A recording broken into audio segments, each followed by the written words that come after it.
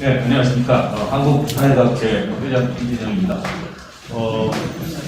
저희 학회하고 우리 동의연구원 그리고 사회경제학회가 이렇게 공동으로 이런 학술회를 마련하게 됐습니다.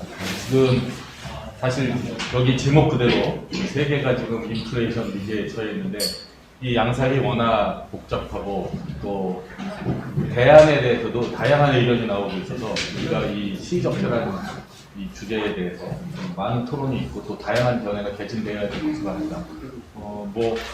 저 같은 문외한의 말씀을 보여주는 것보다는 오늘 그 발표 두 분, 그다음에 그 토론 네 분을 모셨는데요.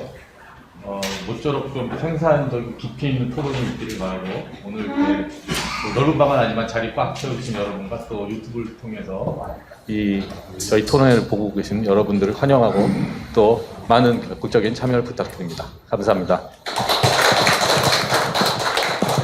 다시 사회 조복형 교수님께 넘기겠습니다.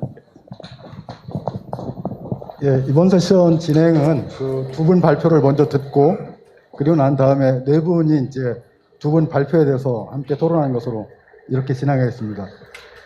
오늘 발표를 맡아주신 분은 한국조달연구원의 박원익 선생님, 그리고 상명대 이동진 교수님이십니다. 먼저 박원익 박사님의 발표부터 듣겠습니다. 발표는 20분 정도로 해주시면 고맙겠습니다. 나중에 토론은 토론자 한 분당 10분 정도 이렇게 해서 시간을 좀 발표하고 토론 시간을 좀 절약하고 대신에 그 공동 토론 시간을 더 많이 가질 수 있도록 이렇게 한번 진행해 보겠습니다. 예, 발표 부탁드리겠습니다. 예, 안녕하십니까. 네, 아까 소개받은 한국조달연구원에서 현재 이제 혁신조달 관련 일을 하고 있는 박원익입니다. 그래서 오늘 이제 주제에 맞춰서 현재 이제 글로벌 인플레이션과 통화 정책을 둘러싼 여러 이제 좀 쟁점들을 다뤄보고자 합니다. 그래서 많은 이제 다들 아시다시피 현재 이제 인플레이션의 원인과 처방에 대해서 굉장히 좀 많은 논란들이 있는 걸로 알고 있습니다. 그래서 여기서는 당연히 이제 토론 때 더 많은 대안에 대한 깊은 논의를 나눌 걸로 좀 기대를 하고 지금 이 현재 사태와 관련된 좀 이론적, 실증적 쟁점들이 뭐가 있는지를 좀 조망하는 방식으로 발표를 진행을 하도록 하겠습니다. 그래서 내용들은 이제 다음 목차랑 같고요. 그래서 현재 인플레이션 상황을 진단을 해보고 어떤 쟁점들이 있는지를 살펴본 다음에 향후 과제들을 조망하는 방식으로 말씀드리겠습니다. 그리고 발표문이랑 조금 추가된 부분이 있습니다. 제가 좀 시간에 쫓겨서 이렇게 발표문을 좀 사전 완성본을 보내지 못해서 몇 줄 좀 추가됐는데 그래도 대동소이하기 때문에 아마 큰 무리는 없을 거라 생각이 듭니다. 우선 현재 이제 소비자 물가랑 생산자 물가 추이를 살펴봤습니다. 아시다시피 지금 소비자 물가, 그러니까 생산자 물가 지수가 소비자 물가 지수를 선도를 하는 이제 양상을 보이면서 지금 현재 인플레이션 국면이 이제 공급 주도 인플레이션의 특징을 보여주는 걸 이렇게 볼 수 있습니다. 그 다음으로는 이제 물가 지수를 여러 가지 각도로 좀 뜯어봤습니다. 두 번째로는 그러니까 국내 이제 생산자 물가 지수랑 또 해외 수입한 생산자 물가 지수 비교해 본 결과 지금 원자재나 중간재로 구성된 이제 생산재의 수입 물가 지수가 다른 이제 생산자 물가 지수를 압도하고 또 동시에 이제 시간적으로도 선도하는 양상이 나타난다고 하겠습니다. 그리고 이제 생산 단계별로도 물가 지수를 살펴볼 경우에는 수입 원재료 물가 지수가 나머지 물가 지수들을 선도하고 있고 특히 지금 인플레이션 기조를 주도하고 있는 모습을 보실 수 있겠습니다. 그리고 이거는 좀 간단한 분석인데요. 지금까지 살펴본 여러 이제 물가 지수들을 이제 VR 모형으로 구성을 해서 이들 간에 이제 그랜저 인과관정을 해본 결과 수입 생산자 물가 지수에서 생산자 물가 지수로 그것이 소비자 물가 지수로 파급되는 이 파급 경로들을 확인할 수 있고 따라서 지금 다들 이미 다 알고 있는 거를 재확인하는 거라고 보실 수 있을 것 같습니다. 그래서 지금 이제 인플레이션 국면은 공급 측면에 그러니까 코스트 푸시 인플레이션이다 이렇게 규정을 내릴 수 있을 것 같습니다. 그리고 여기에 대한 이제 금리 인상, 이제 많은 선진국들이 이제 금리 인상 기조로 이렇게 대응을 했는데요. 미국 같은 경우에는 최근에 들어서 여러 번의 이제 자이언트 스텝을 단행을 했고, 한국도 사실 21년부터 이미 금리를 인상하는 기조이긴 했지만 올해 들어서 더 자주, 물론 미국보다는 폭은 적긴 하지만 더 자주 금리 인상을 단행했고, 특히 올해 들어서는 두 차례 빅스텝의 금리 인상을 단행한 바 있습니다. 다만 이제 중국하고 일본은 조금 다른 양상을 보이고 있는데요. 그 부분은 좀 나중에 말씀을 될 것 같습니다. 일본 같은 건 여전히 제로금리 기조를 고수 중이고요. 그리고 이제 지금 한국과 미국의 금리 격차 지금 양상을 좀 표로 하나 정리를 해봤습니다. 사실은 이제 뭐 과거에도 우리나라 금리, 그러니까 기준금리가 미국의 기준금리를 역전했던 시기가 있지만 또 그게 이제 최근 들어서 또 이제 한국과 미국 사이에 이제 금리 격차가 금리 역전 현상이 발생하게 되었는데요. 그래서 그게 이제 아무래도 최근 미국이 굉장히 공격적으로 금리를 인상한 데 따른 결과인데 또 한편으로는 또 한국은행에서도 이런 이제 금리 격차를 어느 정도 감수하면서도 좀 속도 조절을 신경 쓰는 모습이 아닌가 이렇게 좀 생각되는 대목도 존재합니다. 그리고 이제 이 금리 인상 기조에 대해서 뭐 보시다시피 이게 물론 대부분의 선진국 국가들에서는 지금 현재 글로벌 인플레이션에 대해서 금리 인상 정책으로 대응을 하고 있지만 또 다른 이제 정책 대응을 하는 경우들도 있고 또 금리 인상을 한 국가들 내에서도 이 금리 인상 기조 자체가 어떻게 보면 좀 정치적인 논쟁의 어떤 대상이 되는 경우도 보실 수 있습니다. 그래서 최근에 이제 금리 인상 기조에 대해서 미국 정치인들이 비판하는 성명을 내기도 했고 그래서 좀 약간 놀랐던 게 우리나라 같은 경우에서는 이거 자체가 하나의 어떤 정치적 쟁점이 사실 되지는 않는데 해외에서는 보다 이것들을 좀 활발하게 논쟁의 대상으로 삼는 걸 보면서 좀 우리랑 좀 다르구나라는 생각이 들었습니다. 그리고 이제 미국하고 한국을 조금 비교를 해봤습니다. 그래서 이 그래프 같은 경우에는 한국의 기준금리랑 한국의 이제 주황색 실선은 이제 한국의 소비자 물가 지수고 이 점선으로 되어 있는 게 이제 원자재 물가라고 보시면 될 것 같습니다. 그래서 회색 이제 점선은 두바이유 원자재 가격이고 이제 검은색 점선은 밀가루 원자재 가격입니다. 근데 아시다시피 최근에 이제 뭐 가격 이제 금리 인상을 단행함에 따라서 뭐 최근에 이제 물가 인상이 둔화된 거 아니냐 이렇게 해석하시는 분도 있을 수 있겠지만 적어도 최근 동안 단기적으로는 이제 이런 원자재 가격이 소비자 물가에 단기적으로 더 영향을 미쳤다. 그리고 이제 최근에 물가 지수가 둔화된 것도 이제 그런 이제 원자재 가격에 영향을 좀 더 받은 거 아니냐 이렇게 볼 수 있을 것 같습니다. 근데 미국도 마찬가지입니다. 그래서 지금 뭐 금리를 굉장히 공격적으로 올리긴 했었지만 여러 이제 금리 정책 선행 연구들을 살펴보면은 이제 금리 정책이 경기나 아니면 물가에 완전한 영향, 그 정책 효과가 완전히 발휘되기 위해서는 한 1에서 2년 정도 정책 시차가 필요하다고 나옵니다. 그래서 사실 최근에 이제 10월 미국 CPI 물가 지수가 그러니까 증가율이 이제 예상보다 좀 낮게 나와서 지금 그게 좀 좋은 소식으로 알려졌는데 그것도 사실 금리 인상의 영향이라기보다는 앞서 말씀드린 국제 원자재 가격이 조금 최근 들어서 진정세를 보인 게 주된 원인이고 이 금리 정책의 효과는 나중에도 말씀드리겠지만 한 1에서 2년 후에 좀 더 면밀하게 연구를 할 필요성이 있지 않을까 생각이 듭니다. 그리고 이제 통화 정책의 이론적 쟁점입니다. 또 짧게 말씀을 드리자면 현재 이제 어떻게 보면 이제 주류 통화 정책, 주류 경제학의 어떤 이제 근간이라고 할 수 있는 뉴케인지안 경제학이 이제 주류 경제학의 근간이라고 할 수 있고 또 여기서 뉴케인지안 필립스 곡선이라는 게 있습니다. 그러니까 이렇게 식으로 간단하게 말씀드리면 현재 인플레이션율이 미래에 대한 그 인플레이션 기대와 그리고 이제 실제 실업률과 자연 실업률의 갭으로 정의될 수 있는 그런 이제 산출 갭에 의해서 영향을 받고 받는다라는 이제 그런 관계를 보여주는데 또 여기서는 뭐 이론적인 도출 과정은 생략을 하겠지만 이런 이제 필립스 커브를 도출하기 위해서는 여러 가지 가정들이 들어갑니다. 나중에는 그것들이 또 하나의 쟁점이 될 수 있다는 거를 말씀드릴 예정인데 우선 여기서 이제 그냥 간단하게 이 식 자체 함의만 살펴본다고 한다면은 현재 인플레이션에 영향을 미치는 거는 현재 이제 그런 산출 갭과 미래에 대한 기대 인플레이션입니다. 그리고 특히 요새 같은 경우는 이런 기대 인플레이션 측면을 굉장히 이제 강조를 하는 측면이 있는데요. 그러니까 나중에도 말씀드리겠지만 그러니까 지금 설사 인플레이션이 공급 측면 인플레이션이라 하더라도 선제적으로 금리 정책을 통해서 경제 주체들의 기대 물가를 잡지 않으면은 미래에 더 많은 이제 그런 인플레이션 악화를 감수해야 한다. 이제 이런 것들이 조금 하나의 이론적인 근거로 이야기되고 있다고 볼 수 있습니다. 그리고 특히 이런 뉴케인즈 필립스 커브를 통해서 왜 지금 이런 중앙은행 지금 통화당국들이 중앙은행의 독립성을 중시하는지 그리고 이제 통화 정책에 대한 신뢰 부여를 통해서 그러니까 expectation pi t 플러스 1으로 표현되는 이 기대 인플레이션을 앵커링하는 게 얼마나 중요한지 이것들이 이런 것들을 이제 강조하는 모습을 아마 많이 보실 수 있을 것 같습니다. 근데 이제 여기에 조금 제가 이 필립스 곡선에서 조금 문제를 좀 삼고 싶은 것은 여러 가지, 아까 말씀드렸다시피 이 배우의 여러 이제 이론적인 가정들 때문입니다. 특히 이제 필립스 곡선 이면에는 이제 이런 좀 공급 결정론적인 시각이 들어있는 것 같습니다. 그러니까 장기적인 구조적 요인에 의해서 잠재 생산 수준이 어느 정도 결정돼 있고, 이제 그게 자연 실업률이라는 개념으로 표현될 수 있습니다. 그리고 아까 이제 뒤에 식을 보시다시피 어떤 실제 실업률이 자연 실업률 이상을 초과하게 되면은 이게 영구적인 인플레이션 가속 효과를 일으킵니다. 네, 그래서 그렇게 경제에 이제 안 좋은 영향을 미친다, 이렇게까지 이야기를 할 수 있을 것 같은데, 문제는 이 뒤에 식에 있는 UN이라고 표현되는 이 자연 실업률 자체가 과연 실존하는 개념이냐라는 것도 하나 이제 논란이 될 수 있고, 이 자연 실업률을 이야기한다는 게 과연 윤리적으로 올바른 건가, 이런 문제 제기도 할 수 있을 것 같습니다. 예를 들어서 우리가 현실에는 뭐 범죄 문제라든지 문맹의 문제가 있다는 걸 머리로 알아도 이게 자연적인 수준의 문맹률, 자연적인 수준의 범죄율이 존재한다, 이렇게 말하지 않듯이 실업에 대해서도 그렇게 뭐 아무튼 이건 다른 논쟁이지만 아무튼 그런 논란들이 있고요.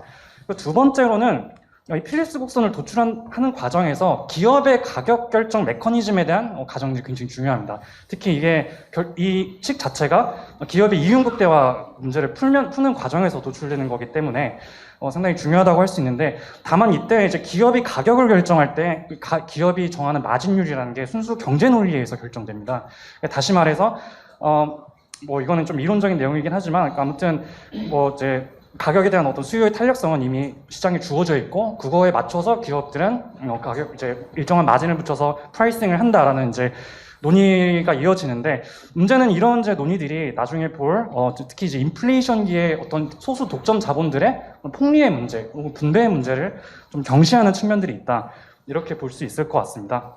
그리고 이제 뭐 자연 실업률 가설이 정말 이렇게 인플레이션 동학을 제대로 설명하느냐, 그러니까 뭐 이런 것도 하나의 쟁점이 될 수 있을 것 같고요. 그러니까 예를 들어서 실업률이 일정 레벨 이상으로 증가를 하면은 이게 영구적인 인플레이션 가속 효과를 가질 것이냐, 아니면 일시적인 프라이스 레벨 인상 효과만 가질 것이냐, 여기에 따라서도 굉장히 다른 이제 정책 함의나 그런 것들이 나올 수 있거든요. 그래서 이걸 좀 테스트를 해본 결과를 나중에 말씀을 드리고요. 또 이제 또 하나의 쟁점이 이제 이 단기 필립스 곡선이 최근에 들어서 평평해졌지 않았느냐, 이런 이제 이야기가 나오고 있습니다. 그러니까 필립스 곡선이라는 거는 결국에는 이제 아까 말씀 실업률로 표현되는 어떤 이제 고용 여건이 임금에 영향을 미쳐서 그게 이제 다시 물가에 반영이 된다, 뭐 이런 이제 관계들을 보여주고 있는데요. 근데 최근 들어서는 그러니까 실업률이 아무리 낮아져도 물가 상승이 그렇게 높게 일어나지 않는다라는 이제 그런 필립스 곡선의 평탄화라는 게 화제가 되었습니다. 그래서 거기에는 여러 가지 이유가 있겠지만 제가 좀 보기엔 가장 중요한 거는 최근 노동시장 구조의 변화가 아닌가. 특히 뭐 이제 글로벌 금융위기 이후로 노동 여건이 이제 많이 회복됐다고 하지만 대부분 저임금 이제 일자리들 위주로 경기가 회복되다 보니까 아무래도 이제 그런 노조의 협상력도 낮아지고, 그래서 과거보다 더 필립스 곡선이 평탄화될 수밖에 없고, 근데 그게 어떤 이제 또 함의를 갖느냐면은 아무리 금리를 올린다 하더라도 그게 실제, 그러니까 그게 고용시장 여건을 통해서 물가에 미치는 영향력이 과거보다 더 줄어들 수밖에 없지 않느냐, 이런 이제 논의가 가능할 것 같습니다. 그리고 마지막으로 지금 이제 대부분의 금리 인상을 단행하는 중앙은행들이 현재 인플레이션이 코스트 푸시 인플레이션이라는 걸 인정하면서도 그럼에도 불구하고 왜 금리를 올려야 하느냐라고 할 때 이런 이제 기대 인플레이션 경로를 많이 이야기를 합니다. 그래서 70년대 뭐 그런 사례들도 70년대 스태그플레이션을 그때 폴 볼커가 엄청난 이제 공격적인 금리 인상을 통해서 기대 인플레이션을 완화시키고 그래서 결국 물가도 잡았다, 뭐 이런 이제 주장들도 있는데요. 그래서 이제 그런 역사적인 근거를 들어서 좀 선제적인 금리 인상이 필요하다라는 게 좀 최근 이제 한국은행이 지금 한국은행도 그렇고 여기 이제 보도자료로 나온 한국경제연구원의 입장이라고 할 수 있겠습니다. 근데 이제 여기서도 이제 가정들이 들어가는 거죠. 기대 경로 가설이 정말 맞으려면은 첫 번째 가정은 기대 인플레이션 자체가 실제 인플레이션에 굉장히 강력한 영향을 미쳐야 한다라는 게 있고, 두 번째 가정은 그 기대 인플레이션 자체가 통화 정책에 민감하게 반응을 해야 합니다. 근데 만약에 이 두 가지 가정이 성립하지 않는다고 한다면은 사실 이 그러니까 경제 주체의 기대 자체를 정책적으로 컨트롤한다는 게 사실은 굉장히 어려운 일이 되는 거고, 이렇게 된다면은 금리가 물가에 이제 파급되는 경로는 훨씬 더 불확실하고 여러 가지 간접적인 경로에 의존할 수밖에 없게 된다, 이렇게 말씀드릴 수 있겠습니다. 그래서 이런 이론적 쟁점에 조응하는 실증적 쟁점들을 좀 빠르게 말씀을 드리도록 하겠습니다. 그래서 이제 이게 아까 말씀드렸다시피 어떤 그 실업률의 증감이 이게 이제 그 증감률 효과를 갖느냐, 그러니까 물가에 대한 증감률 효과를 갖느냐, 아니면 레벨 효과를 갖느냐를 테스트하는 여러 방법들이 있습니다. 이제 그거를 제가 조금 제안을 해봤는데, 미국 같은 경우에도, 그러니까 이제 그런 이제 실업률의 어떤 증감이, 그러니까 프라이스 레벨에 영향을 미치지, 그러니까 인플레이션율에 영향을 미치지 않는다. 이런 그렇기 때문에 기존의 나이루 가설이 물가의 동학을 제대로 설명하지 못한다. 이런 이제 주장들이 있습니다. 그리고 이거는 이제 간단하게 넘어가자면, 저도 이제 비슷한 식의 이제 실증적 테스트를 진행해봤는데 우리나라에서도 마찬가지 결론이 나온다. 그래서 그러니까 이게 결국은 이제 어쨌든 수요가 변화, 그러니까 예를 들어서 그러니까 실업률의 증감이 그렇게 어떤 일시적인 프라이스 레벨에만 영향을 미친다고 한다면은 우리가 어떤 영구적인 어떤 물가 가속도 효과라든지 뭐 이런 거에 대한 너무 지나친 공포를 가질 필요가 없지 않은가, 이런 좀 생각도 해보았습니다. 네, 그래서 아까 이건 말씀드렸으니까 넘어가고요. 필립스 곡선의 평탄화 부분도 이제 최근에 논의되었던 거고, 여기 있는 거는 이제 왼쪽에 있는 그래프는 이제 연준의 블로그에 올라와 있는 60년대 이제 실업률과 물가의 관계입니다. 근데 그때만 해도 굉장히 이제 역의 관계를 보였던 반면에 오른쪽 그 이후의 시기, 오른쪽 그래프에서는 그 관계가 굉장히 좀 혼란스럽고 중구난방이라는 걸, 그러니까 별 관계가 없어 보이는 게 나오고, 한국은행에서도 최근에 이제 필립스 곡선이 평탄화된 게 아니냐라는 이제 그런 이제 좀 거의 주목을 했던 보고서를 지난 2020년 기재위에 제출한 적이 있었습니다. 근데 다만 이제 좀 최근에는 금리 인상 기조를 좀 정당화하기 위해서 좀 최근에는 이제 필립스 곡선이 다시 이제 정상화가 되기 시작했다, 이렇게 좀 이야기를 하고 있지만 저는 좀 지켜봐야 하는 거 아닌가, 뭐 이런 좀 생각이 들었었고요. 그리고 이제 아까 말씀드렸던 이제 기대 인플레이션 경로가 또 과연 존재하는가, 사실 이게 어떻게 보면 현재 금리 인상을 이론적으로 정당화할 수 있는 이제 강력한 근거라고 할 수 있는데 실제 그렇지 않다라는 실증 분석 결과들이 굉장히 많습니다. 그 골자만 요약해서 말씀드리자면은 일단 경제 주체들의 기대, 그러니까 물가 기대 형성 방식이 사실은 이제 통화 정책의 영향을 받기보다는 과거의 인플레이션 양상에 더 많이 영향을 받고, 그래서 통화 당국이 사실은 그런 기대 인플레이션에 영향을 제대로 미치지 못한다. 또 심지어 이제 여기 칸디아 이 사람의 이제 좀 그 설문조사 결과가 굉장히 흥미로운데요. 어떤 거냐면은, 그러니까 우리가 지금 인플레이션 목표제라는 걸 실시하지 않습니까? 통화 정책으로. 근데 기업들 CEO들 대상으로 설문조사를 해보면은 그 절반 이하도 인플레이션 목표가 뭔지 모른다는 겁니다. 그래서 과연 이가 그런 요새 그 통화 정책의 어떤 뭐 그런 기대 인플레이션 앵커링을 굉장히 이제 중시하는데 그게 과연 의미가 있는 건가, 뭐 약간 좀 의문을 던질 수도 있을 것 같고요. 또 이 부분도 이제 최근에 이제 김문 선생님과 같이 썼던 논문 일부인데, 우리나라에서도 최근에 이제 그러니까 통화 정책의 기대 인플레이션에 어떤 영향을 주는가라는 걸 나름대로 이제 분석을 해봤는데 대부분의 기간 동안 영향을 미치지 않고, 또 이것도 좀 재밌는 사실인데요. 최근에는 이제 그 통화 정책이 기대 인플레이션에 영향을 주긴 하는데 이론적 예측과 완전히 반대인 거죠. 그러니까 금리를 올렸더니 오히려 사람들의 기대 인플레이션이 확 더 뛰어버리는 결과가 나온 거죠. 그러니까 저는 약간 이것도 적응적인 기대 어떤 형성 방식의 일환이 아닌가, 이런 생각이 든 겁니다. 그래서 사실은 오히려 금리를 인상을 하면 더 경제 주체들이 물가 상황이 정말 악화됐구나라고 오히려 사후적으로 그렇게 기대를 변경시키는 그런 모습들도 최근에 보이는 거 아닌가, 뭐 이런 이제 생각이 들었습니다. 그리고 마지막으로 아까 그러면 통화 정책에서 그런 기대 경로가 만약에 작동하지 않는다고 한다면은, 물론 그렇다 하더라도 수요를 죽여서 그걸 통해서 물가를 진정시키는 간접적인 경로가 있을 수 있습니다. 하지만 굉장히 둔감할 수 있다는 거죠. 그러니까 예를 들어서 이제 페어 같은 분도 사실은 원래 이제 그런 통화 정책에서 그런 기대 경로가 작동하지 않는다, 혹은 그런 이제 나이루 가설의 그런 물가 동학 설명 방식이 잘못됐다, 이렇게 옛날부터 말씀하셨던 분인데, 이분이 이제 자신의 경제 모형을 통해서 응용해 볼 경우에는 이제 미국의 경우 2%의 인플레이션율 감소를 위해서 최소 4에서 5%포인트 금리 인상이 필요하다, 이렇게 이야기를 했고, 또 그 효과가 제대로 발휘되기 위해서는 5분기에 정책 시차가 필요하다, 이런 이제 연구를 발표를 했습니다. 근데 이게 사실 이분만의 연구가 아니라 주류 이제 통화 정책 연구들도, 그러니까 통화 정책이 정책 시차가 대략 1에서 2년 정도 걸린다라는 게 대부분의 이제 통설입니다. 그래서 사실은 우리가 아주 뭐 적은 수준의 물가 인하를 하기 위해서 이렇게까지 많은 고통을 감내를 해야 하는 건가? 뭐 이제 이런 그러니까 그 트레이드 오프 관계를 우리가 정확하게 어떻게 설정을 해야 하는가? 이것들을 우리가 좀 고민할 필요가 있지 않을까라는 생각이 듭니다. 이거는 넘어가도록 하고요. 마지막으로 지금 시간이 거의 다 된 관계로 이제 통화 정책과 소득 분배의 문제에 대해서도 마지막으로 말씀을 드리겠습니다. 그래서 여기서도 이제 많은 분들이 지적하는 사실들 중 하나인데요.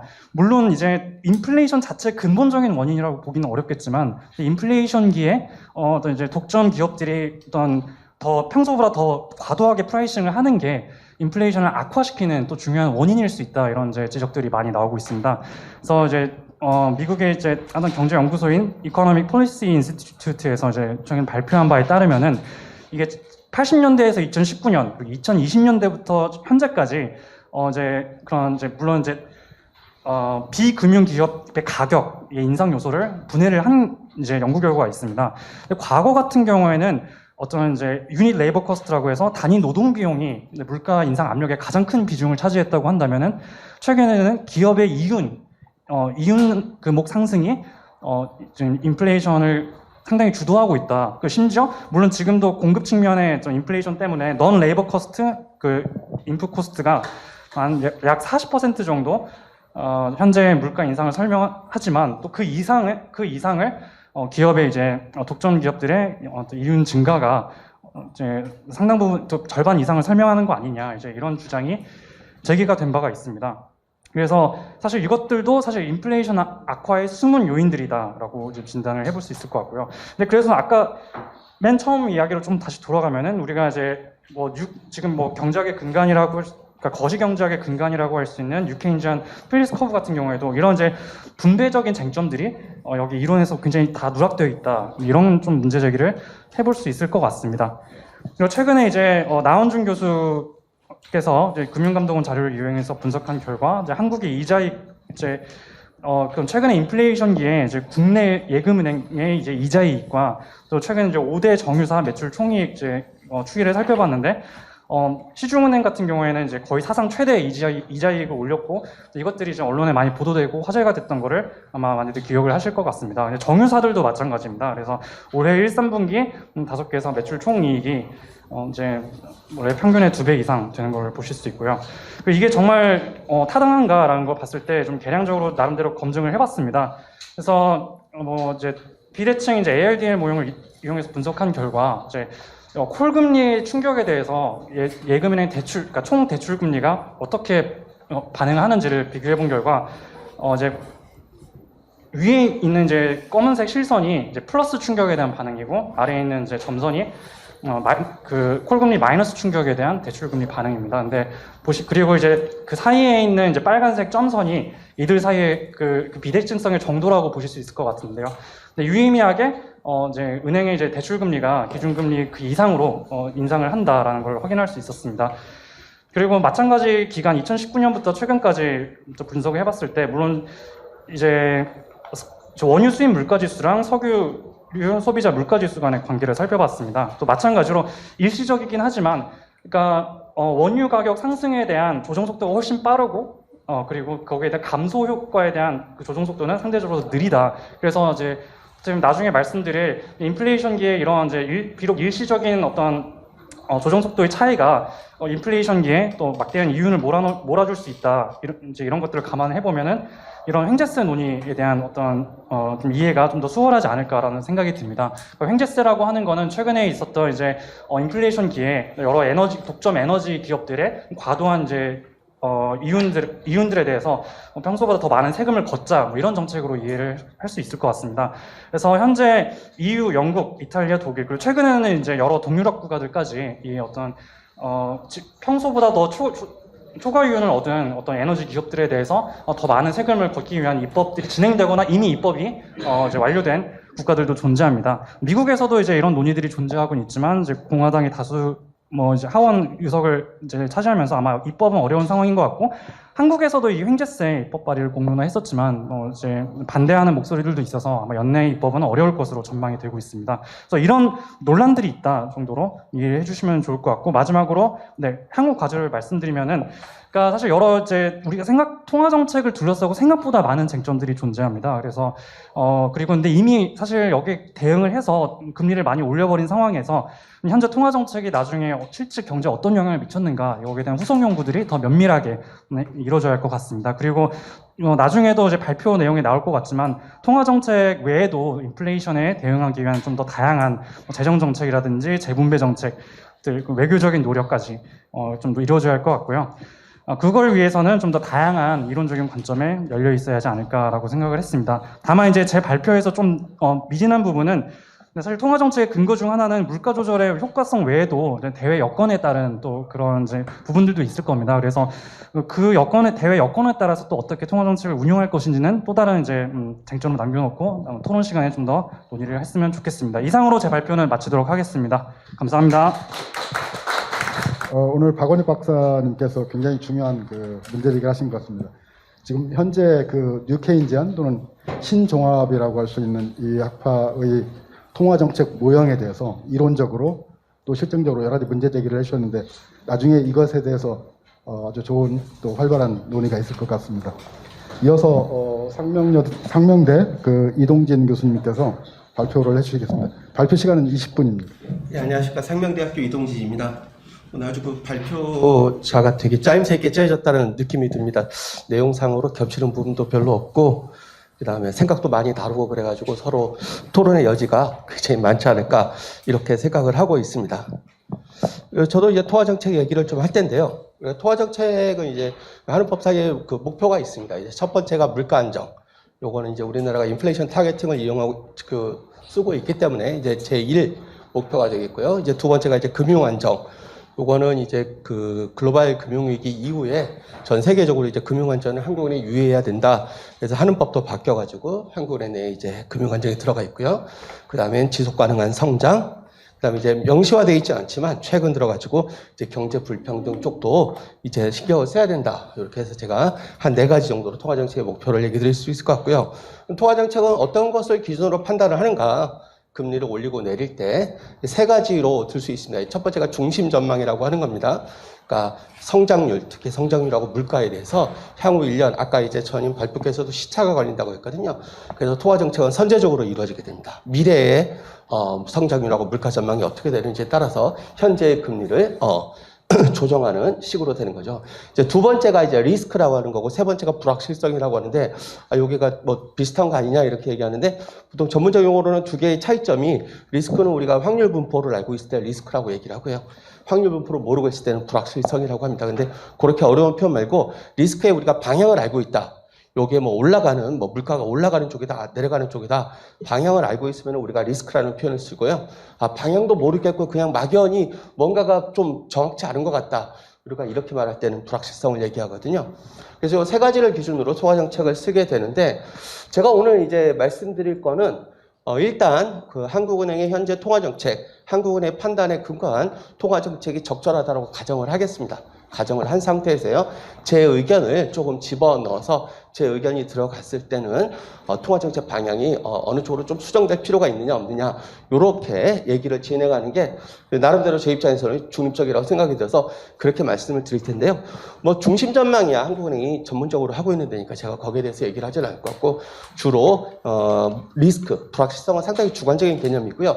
리스크 쪽에 중점을 두고 오늘은 이제 얘기를 해보려고 하고 있습니다. 그래서 리스크는 여기 지금 써 있는 것처럼 그러니까 실제치가, 그러니까 물가하고 성장 전망이 중심 전망 대비 더 올라가거나 내려갈 가능성을 얘기하는 게 첫 번째고요.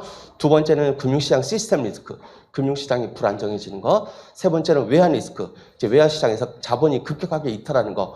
요 3가지가 이제 중점적으로 될 것 같고, 요 3가지에 대해서 얘기를 해드리려고 하고 있습니다. 그래서 현재 거시정책 구도로 보면 통화정책은 이제 금리 인상 기조가 당분간 지속될 거고요. 재정은 빠른 속도로 균형을 회복하려고 하는 걸로 되고 있는데, 요 판단 근거는 아까처럼 중심 전망을 볼 때 물가가 내년에도 상당히 높을 것으로 3.6으로 전망되고 있고요. 성장은 하반기부터 회복이 된다라고 요번에 이제 그 한국은행 전망에서 얘기를 하고 있습니다. 그러니까 성장은 회복이 되고 물가는 계속 상승이 되고, 그다음 리스크 측면에서는 금융 시스템 리스크는 제한적으로 보이는데 내외 금리 차는 좀 걱정을 해야 된다. 우리가 외환 위기도 있으니까.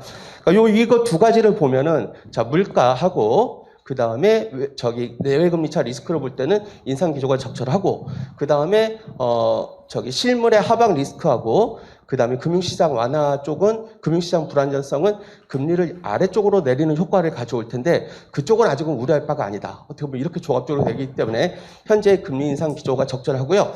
재정도 지금 당장 뭘 할 필요 없이 빨리 균형 재정을 회복하는 것이 적절하다.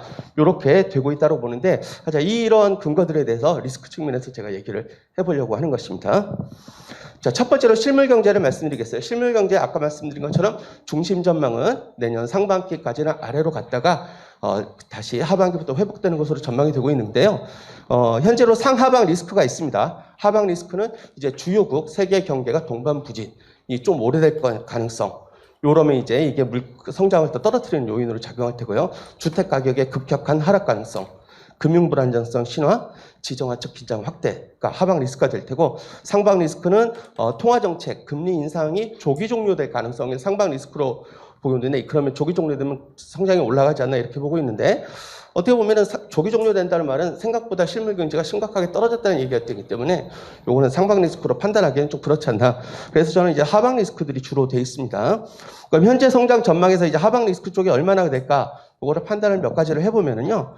자, 이거는 이제 경기 판단할 때 이제 많이 쓰이는 방법인데요. 연속 시그널 방법이라고, 시퀀셜 시그널 방법이라고, 경기를 6가지 단계로 구분을 합니다. 6단계로 구분을 하고요. 그 중에서 만약에 동행 지수가, 그러니까 경기가 동행을 나타내는 지수는 평균보다 높고, 선행 지수는 평균보다 낮다. 그럼 이때 이제 경기 회복세가 꺾인다라고 판단하거든요. 그래서 이제 하강 국면으로 들어간다고 보는데, 지금 여기 보시면은 왼쪽이 선행 지수 증가율이고요. 그 평균 10년 이후 평균을 하회하고, 크게 한 석 달째 하회하고 있습니다.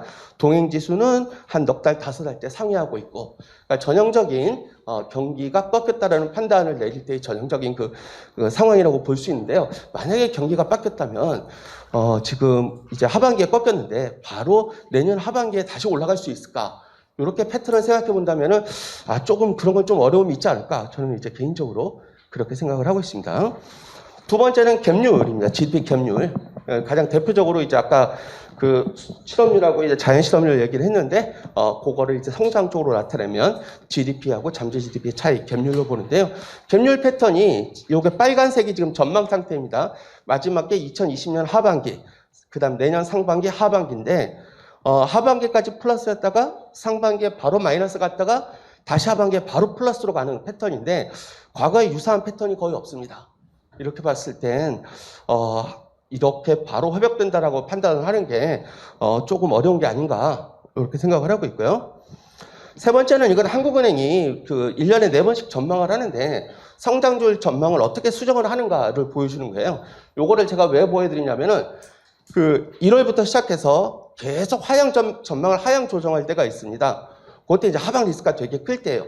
지금 보면은 이제 2012년 저 때는 유로 재정 위기가 터졌을 때요. 그 이후로도 몇 번 한 4-5차례 이렇게 나온 경우가 있어요. 하방 리스크가 클 때인데, 이럴 때는 여지없이 1월 전망 때는 전망치를 다시 하향 조정을 했습니다. 내년 1월 전망에. 그러니까 이런 것들을 볼 때도 실제로는 내년이 지금 1.7로 전망을 하고 있고 하반기에 올라간다고 보고 있지만, 제 생각에는 그거보다는 좀 더 낮을 가능성이 더 크지 않은가. 하방 리스크가 되게 큰데요. 만약에 1%대 중반만 됐더라도 저희들로서는 상당히 난감합니다. 지금 별로 겪어보지 않은 그런 전망치이기 때문에 과연 그런 상황에서도 지금의 금리 기조가 유지가 될 수 있을지 이런 것들이 조금 걱정스러운 게 있고요. 두 번째는 금융 리스크 쪽인데요.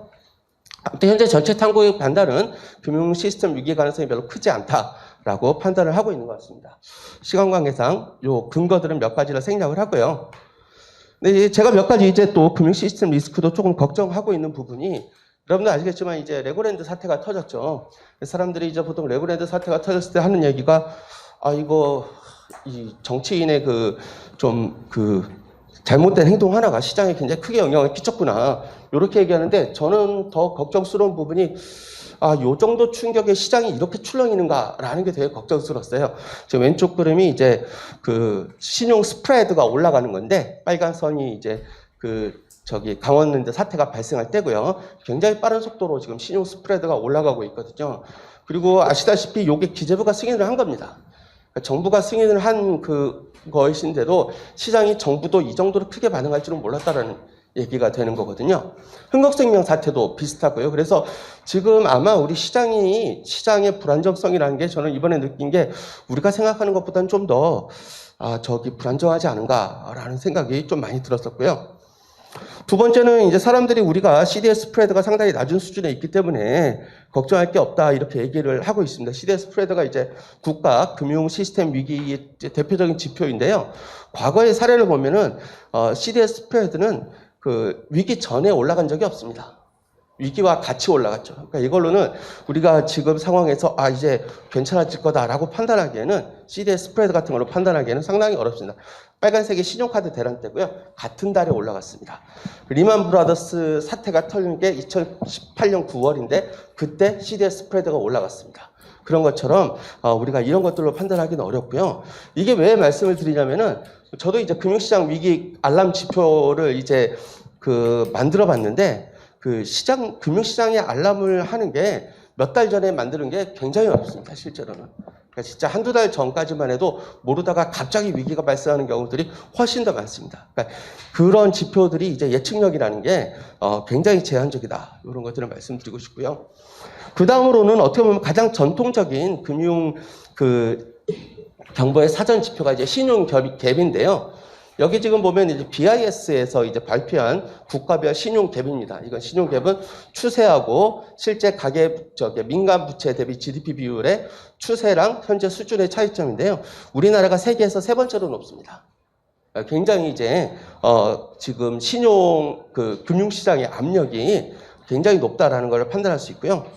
그 다음 거는 이제 진짜 토론자로 하는 손철주 교수가 이제 찾은 건데 여기 보면은 이제 예를 들자면 여기 그린우드 같은 경우에는 여기 가계부채하고, 그러니까 민간부채하고, 그 다음에 자산가계 증가율이 상위 20%에 해당하는 나라는 알존.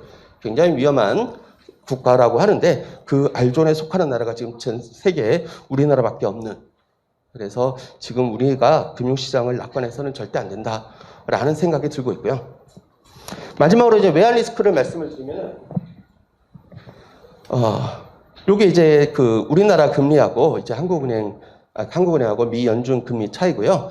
우리나라가 이제 역전이 됐습니다. 미 연준보다 이제 낮고, 미 연준이 지금 전망하는 게 4.0에서 4.25를 이제 최종 금리로 지금 전망하라는 게 대다수입니다. 그렇게 볼 때 내외 금리 차가 만약에 우리가 더 이상 금리를 안 올린다면은 내외 금리 차의 폭은 마이너스 1.125 정도 수준이 될 건데요. 현재까지 이런 내외금리차 역전이 4번 일어났고, 이번 한국은행 총재께서도 내외금리차가 확대되면 상당히 우려스럽다 그렇게 말씀을 하셨습니다. 그런데 제가 좀 말씀드리고 싶은 거는 요게 그림으로 보시면은 외환보유고가 많이 이제 줄긴 줄었습니다. 환율을 방어하는데. 그리고 주식 순매수도 이제 많이 지금 떨어지고 있어요. 주식 순매수, 외국인 순매수가. 자본이 좀 빠져나가고 있는 사실은 맞는데, 요거를 이제 어디 수준까지 봐야 되느냐. 요게 좀 있습니다. 이제 저는 이제 여러 사람들이 이제 나왔고 이제 얘기를 했는데, 내외금리차 자체로는 별로 심각하지 않다. 보통은. 그러니까 내외금리차보다는 이제 기대 인플레이션, 그 다음에 특히 이제 환율. 왜냐면 돈이 들어왔다 나갈 때 가장 크게 수익에 영향을 미치는 건 환율이니까요. 그러니까 이런 다양한 실물 금융 여건이 이제 종합적으로 작용하는 것이고요. 제가 여러 나라 사례들을 봐봤습니다. 여기 칠레, 스웨덴 그림을 이제 보여드렸고요. 그 다음에 캐나다, 멕시코, 대한민국, 호주. 흔히 말하는 이제 비기축통화국이라고 말하는 데들의 사례들을 쭉 봐봤는데, 내외금리차가 마이너스로, 이게 파란색들이 내외금리차인데요. 내외금리차가 마이너스로 간 사례들은 굉장히 많긴 많았습니다. 근데 이제 내외금리차 확대 상황에서, 환율이 그렇게 뚜렷한 변동을 보이는 사례는 잘 그림상으로는 찾지 못했어요. 물론 이제 실증 분석을 하면은 결과가 달라질 수 있겠지만, 그래서 뇌 그림자 하나만 가지고는 지금은 우리가 그 캐피탈 플라이트라고 말하는 거예요. 자본의 급격한 유출을 판단하기에는 조금 성급하다. 이런 생각이 들었습니다. 그래서 현재까지의 말씀을 요약을 드려보면은요, 일단 실물 경제 하방 리스크는 생각보다 클 가능성이 높다라고 생각을 합니다. 그래서 현재 내년 전망보다는 저는 더 낮을 쪽으로 갈 가능성이 높다라고 판단을 하고요. 그리고 최근의 사례들이나 우리나라 상황도 볼 때 금융시장 취약성이 예상보다 클 가능성이 높다라는 부분을 염두에 둘 필요가 있다라고 봅니다. 세 번째로는 내외 금리차 역전 심화가 과거의 사례도 그렇지만 캐피탈 플라이스 유발할 가능성이 높지 않은데, 오히려 캐피탈 플라이스 유발하게 된다면 금융시장의 불안전성이 심화될 때 요게 같이 갔을 때는 이제 캐피탈 플라이스 굉장히 발생할 가능성이 높지 않나, 요렇게 세 가지로 보여주고요. 그래서 종합적으로 판단해 본다면은 내년 물가도 높고요. 지금 정책을 갑자기 바꾼다라는 거는 굉장히 시장에 안 좋은 시그널을 줍니다. 그래서 현재의 추세가 유지되는 것은 이제 필요할 것으로 보이는데, 근데 이제 성장의 하방 리스크하고 금융 안정 리스크를 고려하면은 속도하고 그 폭에는 좀 더 조정을 해야 되지 않을까라는 생각을 하고 싶고요. 거기에 밑에 써져 있는 것처럼 금융 안정과 지속 가능 성장 측면, 우리 아까 제가 4가지 한국은행의 목표를 말씀드렸는데요. 그 중에서 2번째와 3번째 금융 안정 부분하고 지속 가능 성장을 본다면은 경기의 큰 하방 리스크하고 시스템 리스크가 다소 과소평가된 건 아닌가. 그래서 요것이 된다면 오히려 또 내외 금리차 문제가 더욱 심화될 수도 있고, 그러면 외환 리스크까지 알조하게 되는 것이 아닌가, 이런 걱정들이 있습니다. 그래서 아까처럼 통화 정책은 제가 그냥 생각하기에는 좀 더 속도 조절이 필요하지 않나라는 생각이 있고요. 그 다음에 그 정부의 역할, 이제 중앙은행의 역할이 아니라 정부의 역할이 지금은 보이지가 않습니다. 보이지가 않는데 정부가 지금은 오히려 더 중요할 때가 아닌가라는 생각이 들고 있습니다. 그러니까 우리가 좀 리스크가 있기 때문에 당장 통화를 만약에 완화 쪽으로 가지를 못한다 그렇다면은 지금의 하방 리스크 문제들을 생각을 할 때는 재정이 좀 더 적극적으로 나서야 된다라고 생각을 하고 있습니다. 그리고 금융 안정성 측면에서, 그러니까 실물 경기하고 금융 안정성 측면에서 좀 더 과감해져야 되지 않을까 싶은데요. 그러니까 중장기적으로는 재정 건전성을 강화하더라도 단기적으로는 지금 하방 리스크 완화에서 재정의 적극적 역할이 필요한 것 같고요. 특히 이제 최근에 IMF 보고서에도 지금은 정부가 사회적 취약계층에 대한 지원을 강화할 때다라는 것을 명시한 바가 있습니다. 그 10월 그 IMF 피스칼 리포트인가 이름이 갑자기 생각이 났는데, 거기 제목이 아마 그랬었던 걸로 기억이 납니다. 그리고 금융시장 불안정에 대해서도 지금과 같은 일회성이 아니라 좀 더 종합적인 대응이 필요하다, 이렇게 생각을 하는데요. 지금 우리나라의 재정 정책 방향을 보면은 세계에서 가장 빠른 속도로 지금 재정 균형을 추진하고 있습니다. 지금 이게 이제 전 세계 주요국, 이따 제가 그릴 수 있는 데들은 다 그려봤는데요. 통합 재정 수지, 내년 통합 재정 수지 전망인데 우리나라가 하나, 둘, 셋, 넷, 다섯, 여섯 번째고, 이제 재정 수지가 플러스로 전환될 것으로, 요거는 이제 IMF가 전망을 한 겁니다. 제가 밑에 달지는 않았지만 IMF 전망으로 볼 때 6번째로 이제 빠르게 전망을 하고 있고요. 내용들을 본다고 하더라도요. 그러니까 지금은 물가도 높고 실물 경기도 침체가 되는 상황이면은 좀 더 적극적으로 소외계층에 대한 지원이 들어가야 됩니다. 근데 이제 말은 그렇고 있는데 실제로 그렇게 하고 있는가, 이렇게 보면은 지금 내년도 예산에서 봤을 때 이제 소상공 전통시장은 다 아시다시피 요게 이제 3조 원 정도 깎였고요. 그 다음에 중소기업에 대한 재정도 1조 6천 정도 깎였고, 복지 예산은 증가했다라고 얘기는 하고 있는데, 복지 예산은 좀 조심해야 되는 게 우리가 고령화 때문에 그냥 늘어나는 부분들이 있어요. 그 부분을 빼고 봐야 됩니다, 항상. 그래서 복지 예산으로는 이제 이게 증감이 됐다. 88조 9천인가요? 8조 9천이 증감이 됐다고 했는데, 요 중에서 이제 노령화형, 고령연금, 그러니까 지초연금하고 그다음에 국민연금 그 부분을 제외하면 오히려 2조가 지금 깎여 있는 상황입니다. 그래서 지금 복지 측면에서도 그렇고, 전반적인 그 예산 기조 측면에서도 그렇고, 아마도 추경이 돼야 되지 않을까라는 생각이 강하게 들고 있는 상황이라고 볼 수 있습니다. 마지막으로 이제 거시건조성인데요. 이 부분은 이제 너무 또 전문적인 거라서 간단하게 말씀드리면은 우리나라는 그러니까 글로벌 금융위기 이후에 전 세계적으로 거시건조성을 굉장히 강화시키려고 많이 만들었습니다.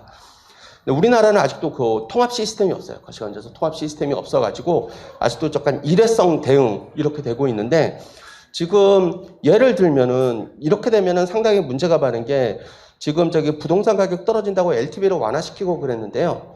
우리가 박근혜 때를 보면은 LTV 완화 때문에 상당히 그 부동산 가격이라든지 시장 불안정성이 커진 사례가 있고요. 그리고 지금 아까 가계부채가 굉장히 확대되었음에도, 물론 이제 그 정책이 잘 됐나 안 됐나를 떠나서 지금 생각보다 리스크가 작은, 가계부채 리스크가 당국이 판단하기에 작은 이유 중에 하나가 뭐냐면은 전 정부에서 LTV를 굉장히 강화해 놨어요. LTV를 굉장히 강화해 버리는 바람에 부실 대출이 굉장히 적습니다. 실제로 LTV를 강화시켜 놓은 것들이 그런 지금 위기 상황에서는 약간 긍정적 효과들을 내고 있는데, 지금은 이제 일회성으로 이제 주택가격이 떨어지니까 LTV를 완화시키고, 그 다음에 흥국생명 사태 터지니까 이제 설득해가지고 없었던 일로 하고, 이런 식의 일회성 대응을 한다는 것 자체가 굉장히 좀 시장에 오히려 불안한 시그널을 주는 것이 아닌가, 이런 생각이 들어서 이 부분도 좀 더 적극적으로 이제 고려를 해야 되지 않나, 이렇게 생각을 하고 있습니다. 이 정도로 제 발표를 마치겠습니다. 발표 고맙습니다. 두 분 다 시간을 잘 지켜주셔서 진행에 전혀 문제가 없는 것 같습니다. 지금 이동진 교수님께서는 우리나라가 직면하고 있는 실물, 금융, 이러한 부분의 어떤 리스크들을 쭉 점검해 주시고, 그거에 대한 대처로서 우리가 통화정책, 재정정책, 또 금융정책까지 포함해서 이런 것들을 어떻게 잘 믹스해서 서로 상호 보완이 되게 할 수 있을까, 이런 아주 중요한 발표를 해주셨습니다. 고맙습니다. 이어서 토론을 하도록 하겠습니다. 논평자가 4분 정해져 있는데, 차례로 지금 다 PPT를 활용하실 계획이죠? 그러면 나오시도 말고 그냥 차례대로 우리 김정주 교수님부터 시작해서 PPT가 준비된 분은 PPT로 하시고, 준비 안 된 분은 여기서 그냥 토론을 해주시는 것으로 이렇게 하겠습니다. 토론 시간은 10분 이내로 해주셨으면 고맙겠습니다. 예, 제가 발표문을 어제 저녁에서야 이제 받아서 급히 확인하느라고 별도의 어떤 토론문이나 이런 거는 이제 제가 준비를 못했고요. 그래서 앞에서 이제 두 분 선생님 발표를 듣고 제가 이제 그냥 직관적으로 제가 좀 떠올린 생각 몇 가지를 좀 말씀드리도록 하겠습니다. 그래서 일단은 박원익 선생님하고, 그 다음에 우리 삼명대에 계신 선생님 성함이 이동진 선생님, 이제 두 분 선생님께서 발표를 하셨는데, 예, 발표의 방향이나 내용은 조금 다릅니다. 그래서 이 박원익 박사님 같은 경우에는 좀 주류적 관점이죠. 주류적 관점에서 지금 이 금리 인상 정책이나 이런 것에 대해서 이제 좀 상당히 비판적으로 이렇게 바라보고 계시고, 그 다음에 이제 이동진 선생님 같으신 경우에는 발표 중에 말씀하신 것처럼 지금의 한국은행의 통화 정책 자체가 타당하다라는 전제 하에서 지금 한국 경제가 어떤 상황에 있는지에 관해서 이렇게 쭉 설명을 하셨기 때문에 두 분 선생님의 이제 발표 내용이 사실은 이렇게 많이 토론이 좀 필요한 정도로 이렇게 차이가 좀 많이 나는 발표였지 않나라는 이런 생각이 듭니다. 여기에 대해서 이제 제 생각을 좀 간단하게 말씀을 드리면, 저도 사실은 지금의 미국 중앙은행의 금리 정책에 대해서는 조금 의구심이 있습니다. 그러니까 이렇게 이 금리 인상을 빠르게 진행해야 될 어떤 필요가 있을까에 대해서 저도 기본적으로 의구심이 좀 있는데요. 그러니까 일단은 이제 인플레이션에 대응하기 위해서 이제 계속 금리를 올리고 있다고 이야기를 하는데, 이제 그러니까 그럼 우리가 인플레이션이 왜 나타나는지에 대해서 우리가 먼저 좀 설명이 돼야 될 것 같은데, 뭐 가장 일차적으로 사람들이 많이 하는 이야기가 이제 통화가 많이 풀렸기 때문에 인플레이션이 나타난다 이렇게 얘기를 합니다. 그래서 그 팬데믹 과정에서 그 미국이 재난지원금으로 5.1조 달러를 풀었거든요. 그러니까 우리나라 돈으로 6천조 원을 재난지원금으로 지급했기 때문에 그 엄청난 양의 그 통화가 풀렸으니까 인플레이션이 나타나는 게 이게 당연하다 이렇게 이야기하는 사람들도 있는데 근데 거기에는 근거가 별로 없는 것 같습니다. 그래서 실제 미국의 본원 통화 지표들을 보면 그렇게 아주 5.1조 달러가 풀렸지만 본원 통화 자체가 엄청난 인플레이션을 가져올 정도로 그 큰 그 변동을 보여주지 않고 있는 데다가 그다음에 2008년도 금융위기 때는 훨씬 더 많은 그 양적 완화 조치라는 것을 통해서 거의 10조 달러가 그 양적 완화 조치를 통해서 이제 돈이 풀렸는데 그때는 전혀 인플레이션이 나타나지 않았거든요. 그러니까 지금의 인플레이션 현상을 단지 그냥 돈이 많이 풀려서 그러니까 통화량이 넘쳐나기 때문에 나타나는 인플레이션이다라고 보는 것에는 전 별로 동의하고 싶지 않고 그다음에 별도의 추가적인 설명이 반드시 필요로 한 설명 방식이다. 그다음에 두 번째는 인플레이션이 나타나는 요인은 우리가 통화적인 요인을 제외한다면 두 가지죠. 하나는 수요 견인이고 그 다음에 두 번째가 이제 박원익 선생님이 말씀하셨던 코스트 푸싱 인플레이션인데 수요 견인 인플레이션은 아닌 거는 확실한 것 같습니다. 그러니까 수요 견인 인플레이션 그러니까 수요가 늘어나서 인플레이션이 나타나는 거라면 그거는 제 생각에는 좋은 인플레이션이죠. 총수요가 증가해서 나타나는 인플레이션이면 그건 좋은 인플레이션. 그러니까 경제가 성장함에 따라서 사회가 당연히 인플레이션이라는 비용을 지불해야 되는 거니까 수요 견인 인플레이션은 그거는 뭐 경제가 성장하고 있다는 증거인데 수요 견인 인플레이션이 문제가 되는 경우에는 잠재 성장률을 넘어서서까지 지금 수요가 계속 증가할 경우 그 경우에는 말 그대로 이제 스태그플레이션이 나타나겠죠. 경제가 성장하지 못하고 인플레이션만 나타나는. 그러니까 수요 견인 인플레이션으로 지금의 인플레이션 상황을 설명하려면 실물 경제 자체가 지금 잠재 성장률을 넘어서서 지금 과열된 상태다라는 게 명확하게 증명이 돼야 됩니다. 그러니까 미국 경제가 지금 그 상태다.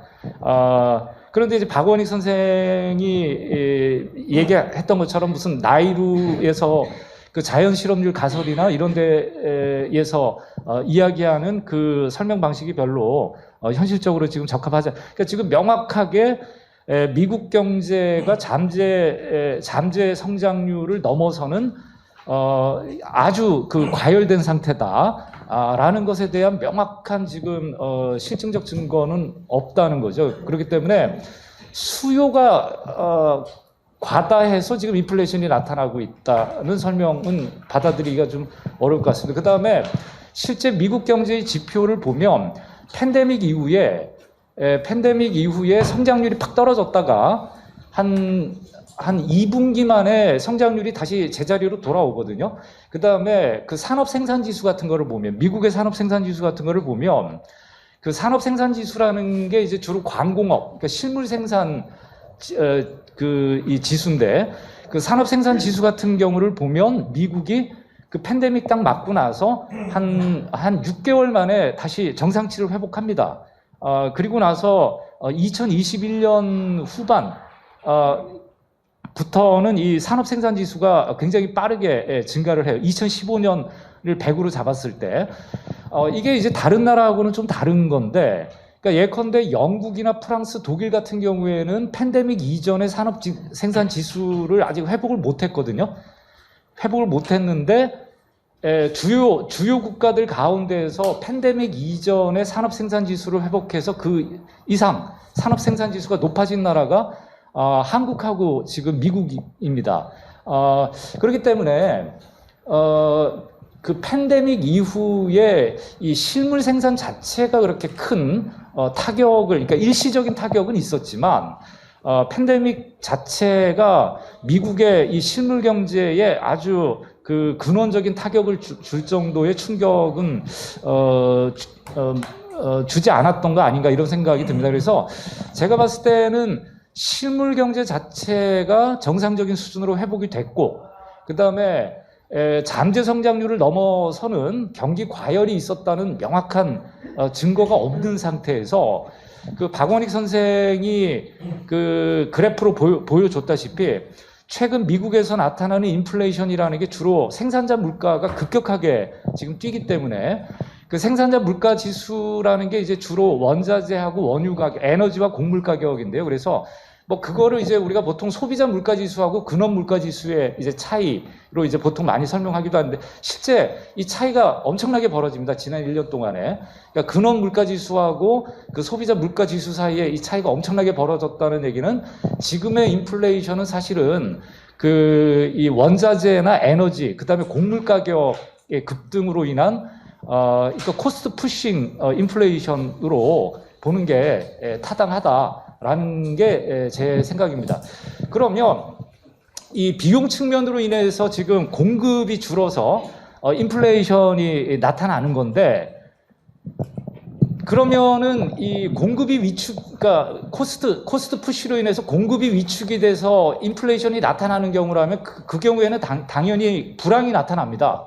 그러니까 식물 생산이 위축이 될 수밖에 없어요. 근데 이게 지금 맞다면, 그러니까 코스트 푸시 인플레이션이 맞다면 여기에 고금리로 대응하는 게 이게 말이 안 되거든요. 우리가 정책적으로 보면. 김정주 시간이 거의 마무리해 주세요. 빨리 마무리 드리겠습니다. 코스트 푸시 인플레이션이 유력한데 지금의 인플레이션의 가장 유력한 가능성인데 그런데 여기에 대해서 지금 정책적으로 고금리로 대응을 하면 이거는 경제를 더 죽여버리는 거거든요. 그러니까 이거는 그래서 이제 심하게 얘기하는 사람들은 지금 미국 중앙은행이 인위적 불황을 지금 조장하고 있다. 이렇게까지 지금 심하게 얘기하는 사람들도 있는데 그래서 왜 그럴까? 그러니까 왜 미국 중앙은행이 이렇게까지 지금 금리 수준은 4%거든요. 계속 지금 올려가지고 3.75에서 4%인데 지금 문제는 금리 인상 속도가 엄청나게 빠른 거예요. 그러니까 0.25에서 지금 1년 사이에 4%가 된 거기 때문에 그 아까 전에 발표 중에 그 볼커 이야기도 나왔지만 폴 볼커가 1980년에 고금리 정책 쓸 때 7%였던 금리를 21%로 1년 6개월 만에 올리거든요. 김정재 교수님 좀 예. 그래서 제 생각에는 지금, 그러니까 이거는 제 개인적인 판단입니다. 그래서 제 개인적인 판단에는 그 미국의 지금 고금리 정책은 단지 인플레이션 타겟팅은 아닌 것 같다. 그러면 그 인플레이션 타겟팅이 아니면 이 고금리 정책의 진짜 의도는 뭐에 있을까? 제 생각에는 자본의 구조조정이 더 유력한 것 같습니다. 그래서 그 볼커의 고금리 정책도 아까 전에 어느 발표문에도 나왔습니다만 그 볼커의 고금리 정책이 인플레이션을 잡았다라고 이야기를 하지만 저는 전혀 그렇게 보지 않습니다. 볼커의 고금리 정책은 인플레이션이 타겟팅이 아니었고 기업의 구조조정이 타겟팅이었어요. 그래서 그러니까 볼커 이전에 미국 정부의 기업 정책은 주로 보조금 정책이었는데 레이건 정부가 들어서면서 보조금 정책을 폐기시켜 버립니다. 그리고 기업들의 그러니까 경쟁력을 잃어버린 기업들에 대한 퇴출 정책을 쓰거든요. 그 기업들을 그러니까 경쟁력이 떨어지는 기업들을 시장에서 퇴출시키기 위해서 쓴 정책이 사실 고금리 정책이고 그거를 통해서 엄청난 기업들이 파산을 합니다. 실업률이 치솟고요. 그때 볼커가 했던 아주 유명한 이야기가 있어요.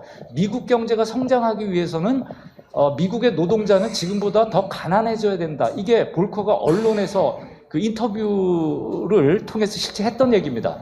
그렇기 때문에 그 볼커의 그 고금리 정책은 사실은 인플레이션이 타겟팅이 됐던 게 아니고 사실은 이 자본과 기업에 대한 구조조정 측면이 훨씬 강하다. 그리고 저는 역사적으로 봤을 때 금리를 가지고서 인플레이션을 잡은 사례는 저는 없다고 봐요. 김정재 교수님, 아무래도 너무 늦어지는 것 같습니다. 죄송합니다. 그래서 금리는 오히려 기업이나 자본의 그 구조조정 수단으로 우리가 봐야지. 우리가 역사적으로 봤을 때 과연 금리 가지고, 그러니까 지금 원유가가 뛰는데 그 뛰는 원유가를 어떻게 금리로 잡습니까? 그래서 저는 지금의 이 지금 미국 정부의 이 금리 정책은 사실은 인플레이션 타겟팅보다는 기업이나 자본 규모의 그 조정에 더 핵심적인 포커스가 맞춰져 있고 그러면 왜 지금 미국 정부는 자본하고 기업 규모를 조정하려고 하느냐? 저는 그건 중국과의 디커플링이 저는 그 배경이다라고 생각합니다. 그래서 미국의 대외 정책이 변화함에 따라 지금 변화하는 미국의 대외 정책의 사전적인 어떤 그 경제적 대응 조치로서 저는 그 고금리 정책을 지금 미국 경제가 필요로 하는 것이 아닌가라는 생각을 합니다. 예, 이상 마치겠습니다. 고맙습니다. 예, 고맙습니다. 자꾸 재촉해서 죄송합니다. 그런데 이제 우리가 여러분의 토론을 다 들어야 되기 때문에 죄송하겠습니다. 이어서 경기연구원의 김정훈 박사님께서 토론해 주시겠습니다. 앞서 얘기한 것처럼 디맨드 풀이냐, 코스트 푸시냐, 수요 견인이냐, 아니면은 비용 인상이냐, 이 논란은 뭐 아직도 계속되고 있고 또 실증 분석도 많이 이루어진 것 같아요. 대부분 사실 수요 견인의 측면은 아니다라는 게 뭐 대부분의 이제 인식되는 부분인데, 제가 여기 그림은 이제 미국 케이스인데요. 실제 아까 박원익 선생님께서 최근에 어떤 평탄화 말씀하셨지만, 실제 여기 그림 보시면은 미국 케이스를 보시면은 요게 이제 그 하이퍼 인플레이션 발생했는데 스태그플레이션이었던 70년대 상황이고, 이때는 굉장히 뭐 변동폭이 큰데, 그 이후에 83년부터 1991년까지를 보시면은 여기 거의 평탄화 형태로 나타납니다, 이미.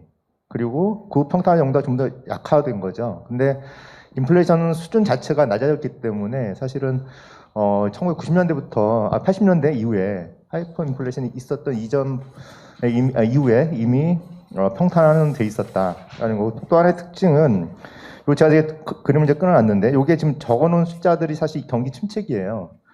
극심한 경기 침체기에 사실 이 레짐이라고 해야 하나요? 이 시프트, 그러니까 스트럭처럴 브레이크가 발생한 것으로 추정할 수 있는 것이 아닌가라는 것이고요.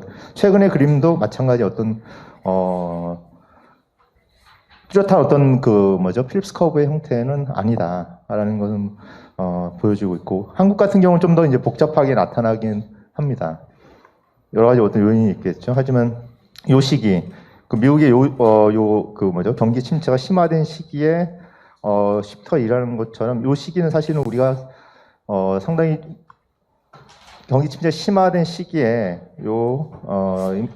디플레이션은 아니지만 하여튼 뭐 디스인플레이션 형태가 이제 발생을 한다, 이렇게 보여지고요.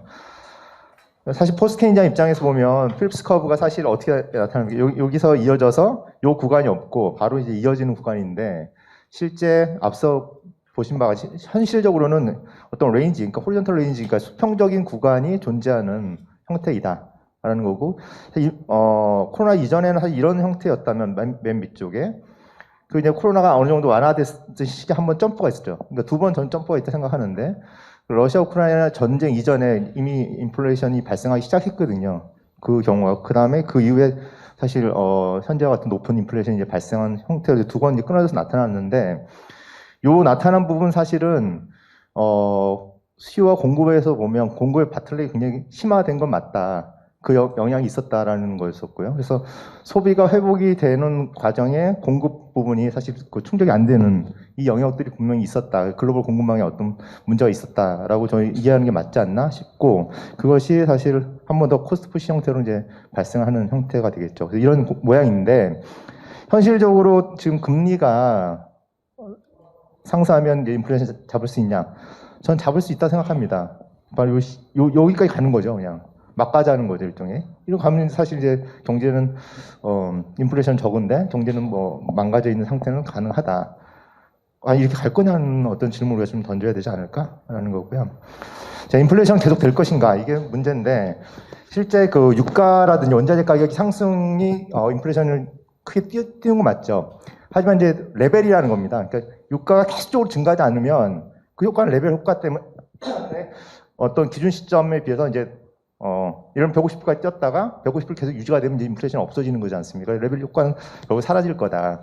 결국 이제 남는 거는 경기 침체가 얼마큼 될 것인가 문제하고, 그다음에 글로벌 공급망이 정상화될 것인가 문제, 그다음에 임금과 마크업의 상승이 억제될 것인가.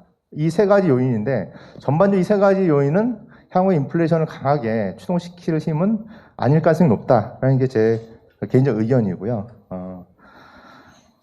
경기 침체는 뭐 공급망 상관없이 어쨌든 경기를 둔화시킬 것이기 때문에 인플레이션은 이제 억제가 될 거고, 중요한 건 이제 노동자의 협상력이 상당히 약화되어 있는 실정입니다. 그러니까 그 70년대 그 이전 시기는 어느 정도 협상력이 굉장히 강했지만 정치력이 이제 많이 떨어져 있기 때문에 웨이지 프라이스 스파이럴이라고 하는 그 70년대 형태의 스태그플레이션은 나타날 가능성이 낮다라는 게 제 입장이고, 또 마크업도 최근에 높아진 거는 이제 나타났거든요. 아까 박원희 선생님이 얘기하신 것처럼. 하지만 이게 마크업도 계속적으로 이제 증가시킬 수 없기 때문에, 예, 이거 역시 한계가 좀 있다. 결국은 금리 인상을 하지 않더라도, 인플레이션율은 좀 더 추세적으로 낮아질 가능성은, 높다라는 게 제 입장이고요. 금리 측면에서 물가 안정 혹은 환율 안정이냐, 아니면 금리 안정이냐. 아까 전에 그 교수님께서 말씀하셨듯이 이 문제 사실 중요한 문제인데, 과연 이제 최저 인플레이션이 얼마냐, 이거는 사실 알 수 없거든요. 그러니까 밀턴 프리드만조차도 인플레이션이 높은 것 자체가 문제가 아니라 인플레이션의 변동성이 문제다라는 얘기가 했어요. 예를 들면 이제 5%를 누구나 다 이렇게 예측을 하고 있다면, 그러면 사실 큰 문제가 발생하지 않거든요. 그걸 다 반영을 하기 때문에. 근데 이 자체가 불확실하고 이제 변동성이 굉장히 큰 경우의 문제다. 그러면 5%보다 낮은 2%가 과연 바람직하냐? 이거 뭐 반드시 얘기할 수 없다는 거죠. 그 상황에서 또한 금리 자체가 에이시메트릭 이펙트를 갖는다라는 겁니다. 그거는 경기가 좋을 때는 고금리는 경기를 상당히 안 좋게 만들지만, 경기 나쁜 시기에는 금리 아무리 낮춰도 바운드리에 있지만 낮춰도 사실 경기가 좋아질 가능성이 낮거든요. 기업의 기대 심리가, 투자가 활성화되지 않는다면 그 효과가 있다라는 겁니다. 경기 침체를 통한 인플레이션, 아까 말씀드렸듯이 가능하지만 사회적으로 이제 막대한 비용이 발생을 한다.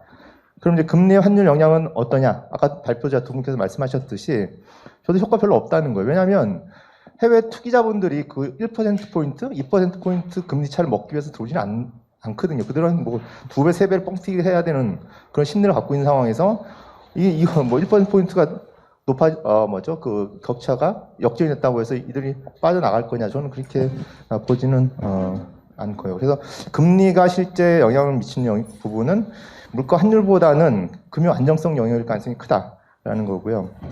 또 하나 이제 금리 상승이 사실 소득 분배 효과에 상당히 영향을 미칩니다. 김종수 선생님께서 여러 가지 말씀하셨는데 그걸 좀 더 나아가신 얘기가, 저는 기본적으로 이 자체가 캐시가 있는 사람이 무조건 승리한다. 이제 상당 부분 이제 먹어가는 거죠. 그런 효과를 또한 고려를 해야 될 것 같고요. 그다음에 부동산 가격, 저는 이 트리거는 소상공인 혹은 이제 자영업자일 가능성이 크다. 이분들 사실 이제 되게 파산 형태 나오면서 자신이 담보로 잡고 있던 이제 주택을 내놓은 이런 문제가 사실 트리거가 되지 않을까라는 생각이 좀 들고, 뭐 이건 PF는 부실한 현재 많이 있고요. 마지막으로 그럼 재정 문제에 들어와서 그 재정 건전성과 이제 리질리언스, 이제 회복력이라고 해야 되는데 좀 더 포괄적인 회복력 개념을 저는 이제 생각을 좀 하고 싶은데, 먼저 앞서 동일하게 적정한 GDP 대비 정부 부채 비율이 과연 존재하느냐, 이 문제죠. 그러니까 이게 사실은 이제 GDP는 플로우고 부채는 스탁이거든요. 이 비율을 섞어서 이야기하는 게 맞는 것인가? 그리고 또 부채는 사실 자산이라는 항목과 같이 보는 것이 좀 더 타당하다. 다만 부채는 확정가고 뭐 교과서적으로 자산은 변동성을 갖기 때문에 결국 자산의 안정성이 얼마큼 유지가 되는가가 사실은 중요한 요소인데, 정부가 금융 정책을 통해서 금리를 인상할 경우에 이 부분이 불안정해진다면 결국은 사실 더 큰 어떤 부채 문제를 유발할 가능성이 크다라는 것이고요. 그 다음에 지금 대외 요인에 대해서 이제 방어적 어떤 요인을 이제 많이 이야기를 하는데, 물론 방어를 해야 되겠지만 결국은 국내 경제의 어떤 펀더멘탈 혹은 이제 그 여력을 키워나가는 게 훨씬 더 중요한 문제다. 저는 이렇게 좀 생각이 들고, 그래서 주요 정책 변수는 이제 국내의 어떤 유효수를 어떻게 증진시키느냐, 여기에 오히려 초점을 맞추는 게 좀 맞다라는 생각이 들고, 그런 측면에서 재정 정책은 반드시 좀 확장적으로 가야 되고, 우리가 고민해야 될 거는 얼마큼 확장할 것인가, 아니면 뭐 재정 건전성을 얼마큼 맞출 것인가라기보다는 우리 어디에 쓸 것인가, 여기에 초점을 맞춰서 이 그 재정 지출이 다시 환류에 들어오는 어떤 이 과정 메커니즘과 향후 우리가 경제가 한 단계 좀 더 나은 방향으로 가는 방향 투자를 촉진시킬 수 있는 그런 측면이 필요하다. 결국 이것이 외화가 뭐 나가는 걱정이 된다면 그거를 막을 수 있는 방안이지 않을까라는 측면에서 말씀드렸습니다. 네, 이상입니다. 예, 오늘 그 흥미로운 주제로 또 발표해 주셨고요. 두 분이서. 그래서 저는 보면은 이제 그 원인 또 여러 가지 이제 그 정책 대안까지 활발하게 잘 말씀해 주셨고요. 그래서 또 정책 대안 관련해서 여지 쟁점 사항들을 잘 정리해 주신 것 같습니다. 또 공급 요인이냐 수요 요인이냐. 우리나라 같은 경우에 특히 이제 공급 요인이 주도한다라는 부분, 또 인플레이션 상승의 숨은 요인이 독점 자본 분배의 문제 또 제기를 해주셨고, 통화 정책이 과연 기대 인플레이션에 효과적인가라는 측면에서는 이제 평탄화된 단기 필립스 곡선으로 인해서 작은 인플레이션 하락에 높은 실업률 비용이 필요하다. 그 높은 실업률을 유발하려고 하면 이제 높은 금리 인상이 필요한, 또 정책 시차 문제, 장기간의 경제적 고통 이런 것들 좀 제기해 주셨고, 그다음에 이제 이동진 교수님은 이제 외환 시장의 위험, 금융 불안정성, 통화 정책, 그래서 소규모 개발 경제로서 한국의 외환 시장 리스크를 고려한다면 기축통화국의 금리 수준을 추수하는 것들이 적절할 수 있다. 하지만 금융시장의 이제 불안정 이런 걸 고려한다면 인상의 어떤 속도 조절 이런 것들이 필요한다. 이런 부분들로 한번 정리를 해볼 수 있었던 것 같고요. 저는 이런 쟁점과 관련해서 보완적으로 한번 고려해 볼 수 있는 사항들을 조금 더 얘기했는데요. 가령 지금 이제 굉장히 공급층 요인을 가지고 이제 많이 말씀을 해주셨는데, 저 잘 모르겠어요. 하여튼 이게 근데 어떤 수요층 요인도 같이 복합적으로, 공급층뿐만 아니라 수요층 요인도 복합적으로 영향을 미치는 것이 아닐까라는 생각을 우리가 한번 해볼 수 있는 그런 것으로서 한 두 가지 전제를 한번 생각해 볼 수 있겠다. 근데 이제 이게 공급층 요인이 70%고 수요층 요인이 30%고 그 비율은 잘 모르겠어요. 공급층 요인이 훨씬 더 압도할 수는 있겠죠. 그다음에 그래서 두 가지를 볼 텐데, 하나는 이제 역사적으로 지금 미국 실업률이 엄청 낮더라고요. 보니까 3.7, 3.5 막 이랬어요. 그래서 깜짝 놀랐어요. 우리나라 실업률이요. 일본하고 우리나라 실업률이 보통 3.5 이러거든요. 미국이 지금 실업률이 3.7, 몇 달 전에는 3.5 이랬었습니다. 그다음에 두 번째는 미국의 인플레이션 자체가 32%가 차지하는 것이 렌트, 임대료가 30%를 차지하고 있습니다. 그래서 이 렌트의 움직임을 어떤 식으로든지 반영할 수밖에 없는 것이 아닌가. 그래서 여기 보시면은 10월 기준으로 미국의 실업률이 3.7%인데요. 제가 한번 찾아왔습니다. 여기거든요. 3.7이. 여기보다 낮은 때가 언제 있었나 봤더니 3번 있더라고요. 1951에서 53년. 그 다음에 68년에서 69년. 신기하게도 여기 한국전쟁, 여기 베트남 전쟁 때입니다.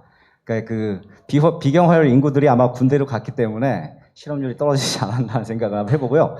그 다음에 이제 2019년, 20년 요때 사실 이 팬데믹이 오기 바로 직전에 3.5까지 떨어졌었어요. 그러다가 한번 찍고 다시 2019년으로 이제 복귀한 이런 그림이거든요. 그래서 이게 굉장히 되게 재밌는 그림인데, 그래서 이게 그래서 이제 이 실업률을, 그러니까 미국 중앙은행 정책 담당자 입장에서 한번 생각해 보면은 지금 3.5 정도 되는, 3.7 정도 되는 실업률을 미국의 이제 아까 자연 실업률도 말씀하셔 주셨는데, 이제 장기 균형 실업률을 보통 예전에 한 6% 잡았는데 지금 한 5% 잡더라고요. 5% 잡으면 여기가 중심선이 되거든요, 거의. 그러니까 이쪽 5%까지 용인하겠다 이렇게 작정을 한 것 같아요.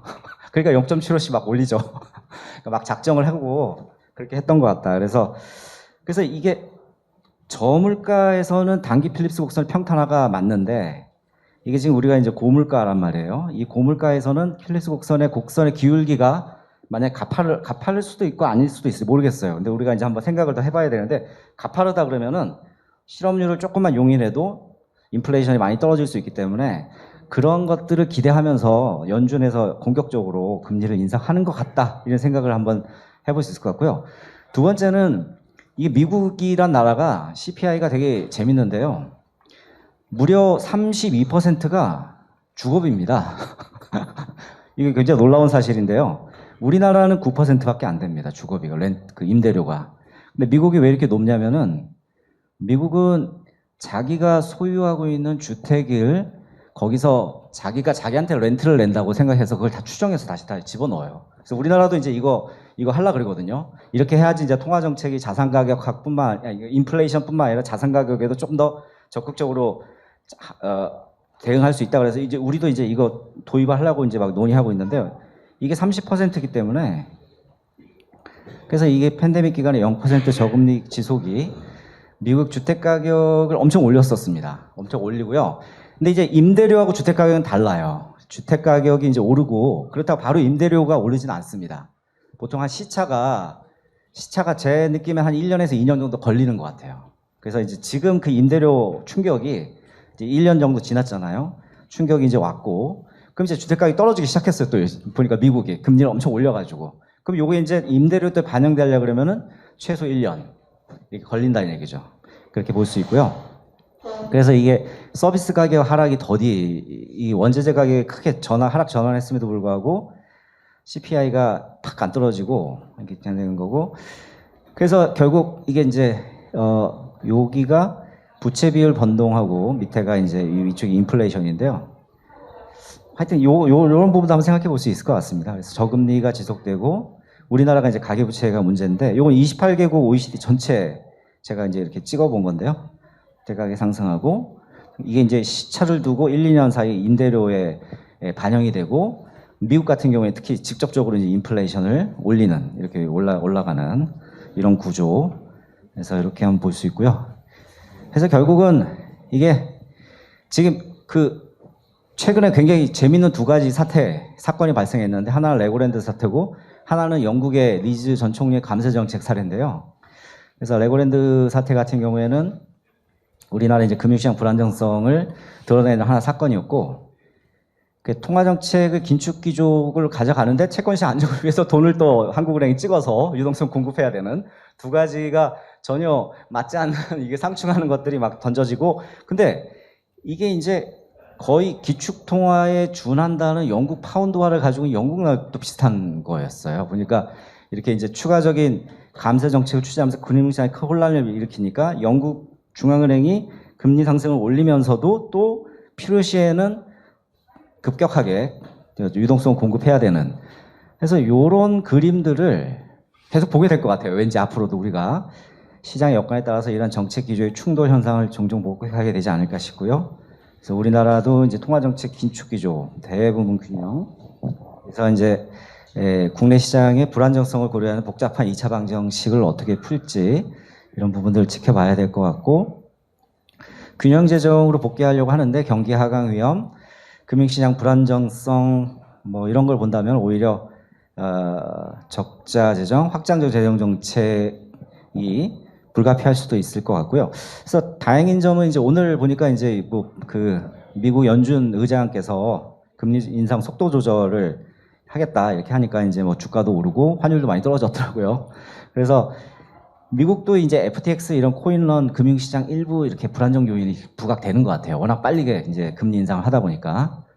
그래서 이거는 이제 좋은 점인데 불행인 점은 생각보다 인플레이션 안정화에 그러면 이제 시간이 좀 더 걸릴 수 있지 않을까 한번 생각을 해볼 수 있는 그런 좋은 발표 두 개 잘 들었습니다. 감사합니다.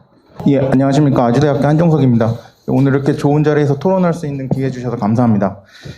제가 준비한 토론은 발표하신 첫 번째, 두 번째에 대해서 각각 준비를 했습니다. 첫 번째 발표하신 박원익 박사님 내용을 간단하게 요약을 하면 일단 통화정책에 대한 이론적 쟁점들에 대해서는 뉴케인지안 필립스 커브가 갖고 있는 문제에 대해서 이론적인 내용들을 말씀을 해주셨고요. 거기서 이제 자연실업률이 실증적 윤리적 논란의 소지가 있다. 분배 문제를 경시하고 있다. 기대 인플레이션 작동 경로가 안 할 수 있다. 근데 사실 이 세 번째 기대 인플레이션 작동 경로는 이제 뒤에서 실증적 분석에서 오히려 좀 더 추가를 하셔서 말씀을 하시는 걸로 이해를 했고요. 그다음에 통화정책의 실증적 쟁점들에서는 인플레이션과 실업률, 자연 실업률을 쓰는 게 맞나라는 거를 검증을 하려고 하셨던 것 같은데 이제 추정식에서는 실업률이 있어서 그냥 실업률로 표현을 했고요.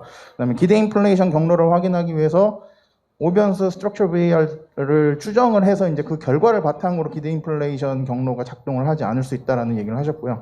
통화 정책과 소득 분배에 대해서는 인플레이션과 뭐 독점 자본 간의 얘기를 하셨는데 이 부분은 예, 어떤 일단 자료들을 통해서 보여주셨고요. 맨 마지막에 향후 과제에서는 정책적 대응을 이제 몇 가지를 말씀을 해줬고 통화 정책 이외의 인플레이션에 대응하기 위한 정책 수단을 말씀해 주셨습니다.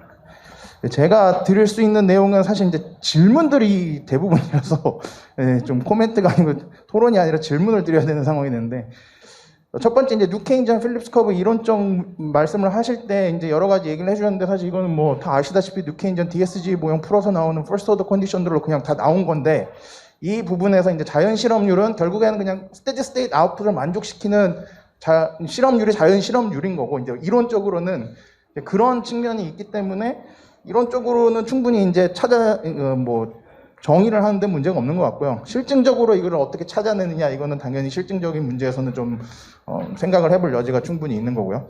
제가 이해를 못했던 건 이제 윤리적인 거는 어떤 측면을 말씀하셨는지 잘 이해를 못했는데 아까 뭐 범죄율의 자연실업률 이런 걸 얘기를 하셔서 뭐 그런 측면으로 좀 이해를 할 수 있을 것 같고요. 그다음에 뉴케인전 DSG 모형을 가지고 이제 기업의 폭리 문제를 어떻게 독점 기업의 이윤 뭐 이런 걸 말씀을 하셨는데 이게 지금 여긴 이론적인 측면이라서 이론적 모형에서는 지금 사실 기업의 이윤은 여긴 가계의 소득으로 들어가게끔 이제 버짓 컨스트레인트가 작동이 되고 있기 때문에 사실 이제 뉴케인전 DSG 모델에서 프로핏 남는 거는 다 이제 가계로 귀속돼서 이걸로 기업의 폭리 문제를 얘기하려면 이제 그 부분을 따로 떼어내서 얘기하는 모형이 필요하지 않나라는 생각이 들고 소득 분배 얘기는 뉴케인전 DSG 모델로는 좀 어렵습니다. 왜냐하면 이거는 레프리젠터티브 에이전트 모델이기 때문에요. 그래서 최근에는 이제 이 부분에 소득 분배를 하기 위해서 이제 헤테로지니어스 에이전트 뉴케인전 모형들이 나와 있고 이제 그런 것들을 통해서 소득 분배가 어떻게 일어나는지 이런 것들은 이제 향후 충분히 볼 수 있는 문제고 뉴케인전 필립스 곡선 자체에서 얘기를 굳이 한다 그러면 이제 여기 실업률이 존재를 하기 때문에 경제가 스테디 스테이트 상태에서 벗어났을 때 실업이 발생을 하고 그 사람들이 어떤 타격을 받는지를 생각을 해볼 수 있는데 뉴케인전 DSG 모델은 어차피 컴플릿 마켓이라서 인슈어런스가 다 있는 상태라서 이게 얼마나 작동을 할 수 있는지는 좀 생각을 해봐야 될 것 같고요. 그 다음에 기대 인플레이션에 관한 예언을 하셨는데 뭐 아시다시피 뉴케인전 DSG 모델은 레션 익스펙테이션을 기반으로 하고 있어서 이게 만약에 작동하지 않는다 그러면 모형을 완전히 이제 새로 해야 되는데 저는 제 능력상으로는 사전트를 넘어서 뭔가를 하기에는 좀 어려워서 이런 부분들이 어떻게 되는지 좀 나중에 더 많은 논의를 하면 재밌을 것 같고요. 실증적 측면에서는 이제 크게 임피리컬하게 두 가지 측면을 보셨는데 하나는 자연실업률과 인플레이션 관계를 추정했고 추정하는 부분이 있습니다. 뭐 그 추정식에 대해서 몇 가지 궁금한 점이 있지만 뭐 그 부분은 차지하고요.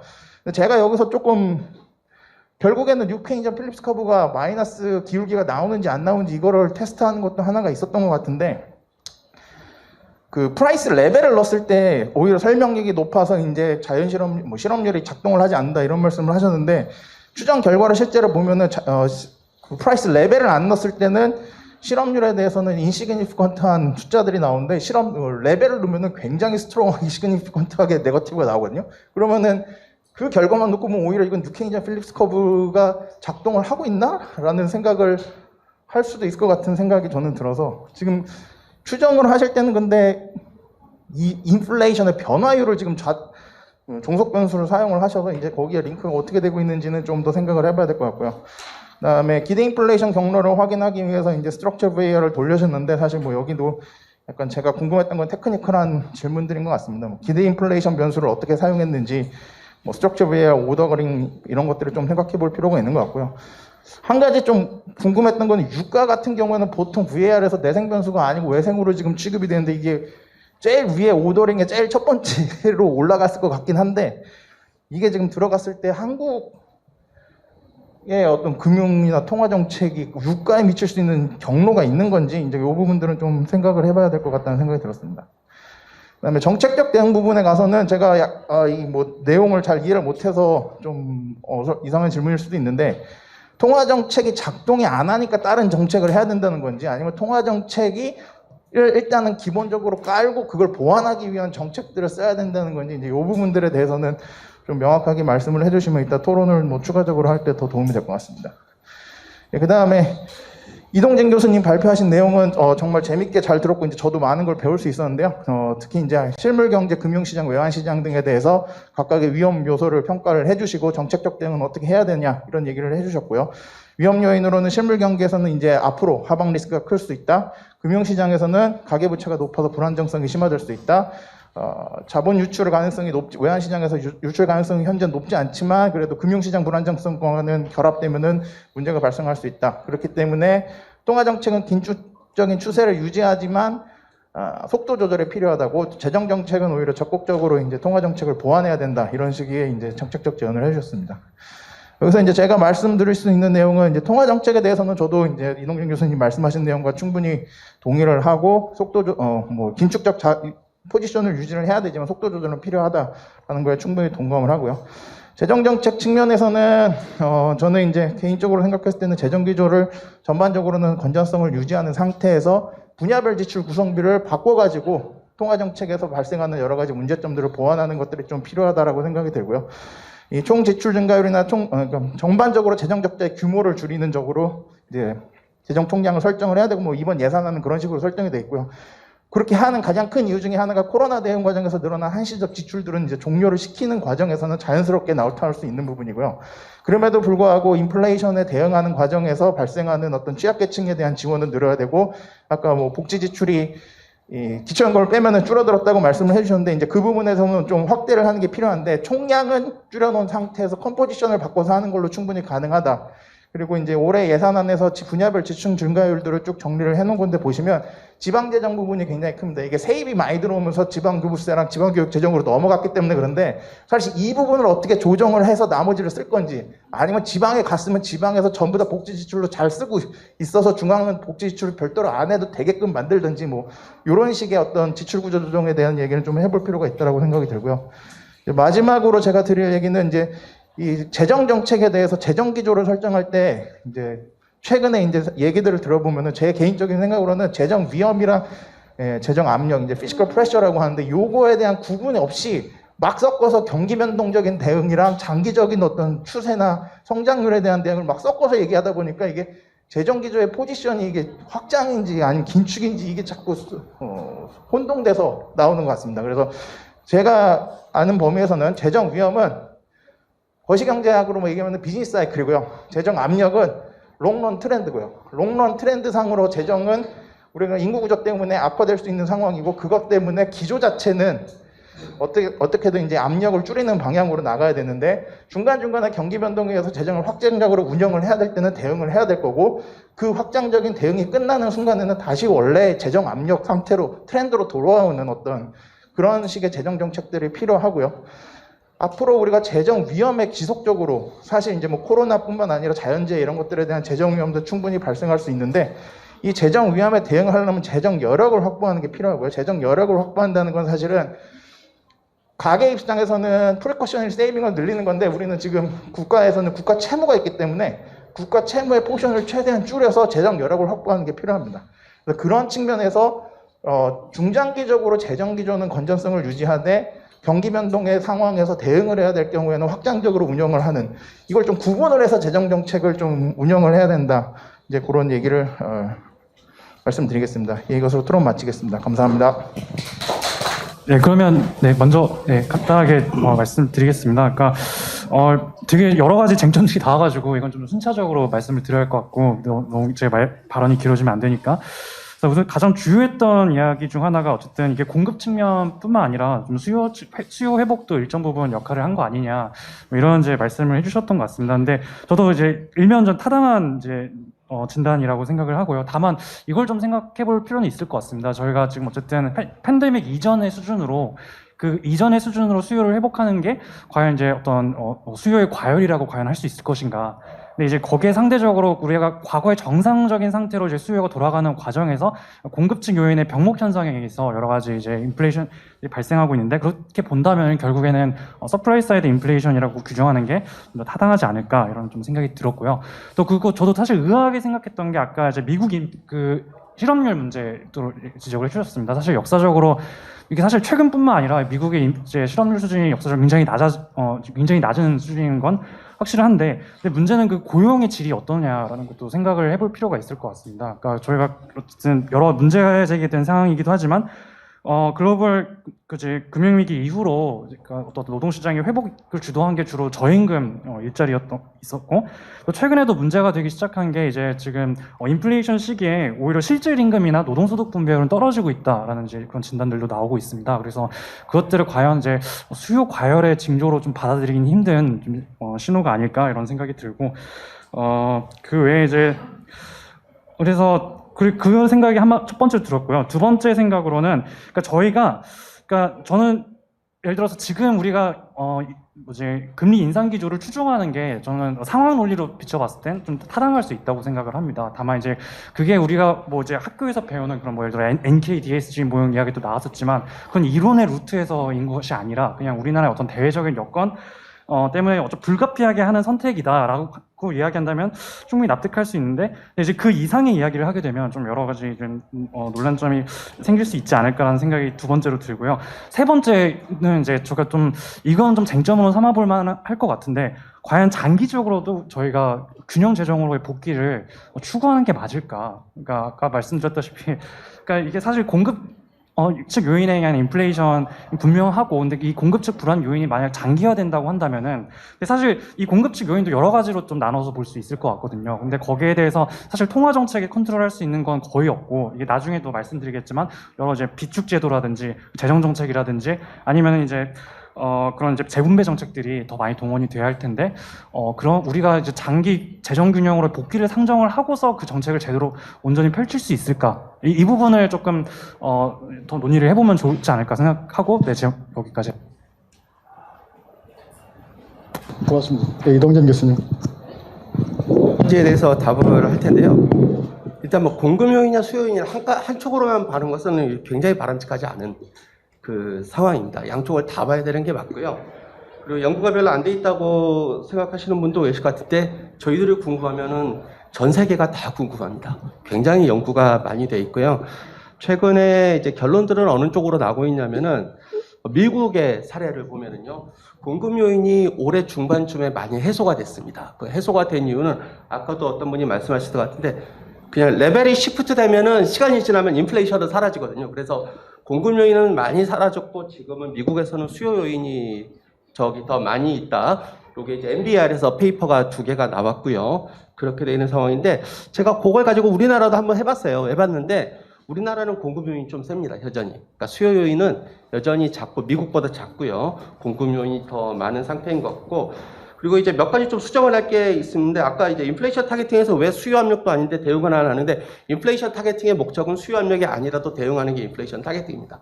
왜냐면은 인플레이션 타겟팅이라는 제도가 나오게 된 히스토리가 어떻게 되냐면은, 예전에는 총수요 압력에만 반응한다 이렇게 하다 보니까 막 인플레이션이 뛰는 경우가 있는 거예요. 그러니까 뉴질랜드에서 맨 처음 시작하고 그 다음에 영국이 도입을 했는데, 그러지 말고 중요한 거는 중앙은행이 민간의 기대 인플레이션을 항상 일정하게 유지시켜달라는 믿음을 보여주는 게 중요하다. 그렇게 하는 것이 가장 확실한 통화 정책이다라는 것이 이제 영국이 이제 94년에 나오면서 아주 효과를 보이니까 그 다음부터 나오게 된 거죠. 그러니까 인플레이션 타겟팅을 할 때는 여기에는 수요 요인이냐 공급 요인이냐 안 따집니다, 원래. 그러니까 그게 바로 이제 기대 인플레이션하고 연결된 인플레이션 타겟팅의 기본적인 정의라고 이제 말씀을 드릴 수 있을 것 같고요. 그리고 자꾸 이제 아까처럼 통화 유동성이 이제 물가에 영향을 별로 안 미쳤다고 계속 말씀하시는데, 저는 왜 그러시는지 좀 이해가 안 돼요. 이거는 당연히 영향을 미쳤습니다. 유동성이 어떻게 영향을 안 미칠 수 있겠습니까? 자꾸 이제 글로벌 금융위기하고 이제 비교를 하시는데, 그러니까 글로벌 금융위기 한동안 저 인플레이션이 이제 고착화되는 게 아닌가 하는 그런 믿음이 한 18년까지 있었습니다. 그게 무너졌죠. 무너진 이유 중에 가장 큰 이유는 뭐냐면은, 이번에는 글로벌 금융위기와 달리 엄청 과감했습니다. 글로벌 금융위기 때 양적 완화는 3차례에 걸쳐서 나눠서 했어요. 이번엔 한꺼번에 했습니다. 글로벌 금융위기 때는 미국만 먼저 했어요. 유럽은 나중에 했습니다. 이번엔 다 했어요. 전 세계가. 그리고 그때는 우리나라도 안 했죠. 근데 우리나라도 했지 않습니까?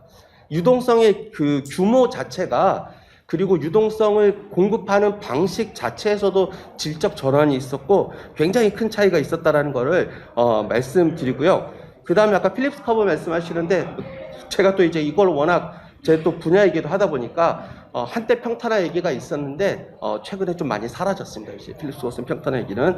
그리고 아까 생각 이상, 예상 외 요 말씀을 하셨는데 그게 이제 지금 그 일종의 중앙은행의 평가죠. 그러니까 중앙은행의 평가를 기준으로 볼 때, 그러니까 중앙은행이 옳다 그러다를 얘기하는 게 아니라 내 의견은 중앙은행이 생각하는 것보다 하방 리스크와 실물의 하방 리스크가 더 크다. 내 의견은 중앙은행이 생각하는 것보다 금융 리스크가 더 크다. 요렇게 이제 제가 이제 말씀드릴 것 같고요. 마지막으로 아까 건전재정 이제 말씀을 드리면 뭐 저는 장기적으로 건전재정에 동의를 합니다. 이게 우리가 이쪽에 너무 지금 정치가 끼면서 너무 양분화돼 있어요. 한쪽은 무조건 건전재정 해야 된다 이렇게 하고 한쪽은 재정 걱정 안 해도 된다. 요게 이제 너무 갭이 너무 벌어졌는데 그냥 뭐 제 생각을 갖다 말씀드리자면은 장기적으로는 건전재정으로 가야죠. 그게 이제 우리나라의 리스크를 만들면 안 되지 않습니까? 건전재정으로 가지는 거는 맞는데 우리가 지금 단기적으로 봤을 때 지금 상황에서 봤을 때 아까도 이제 그 저기 토론자분께서 말씀하시면서 자동안전 장치 이렇게 말씀하셨는데 우리가 경기 대응 그게 엄청 작습니다. 자동안정화 장치가 세계에서 거꾸로 5번째 안에 들어요. 100개 넘는 나라 중에서. 그 정도로 우리나라가 경기에서 그 약자들을 보호하고 경기를 완충시키는 그런 기능이 재정의 기능이 굉장히 작은 나라거든요.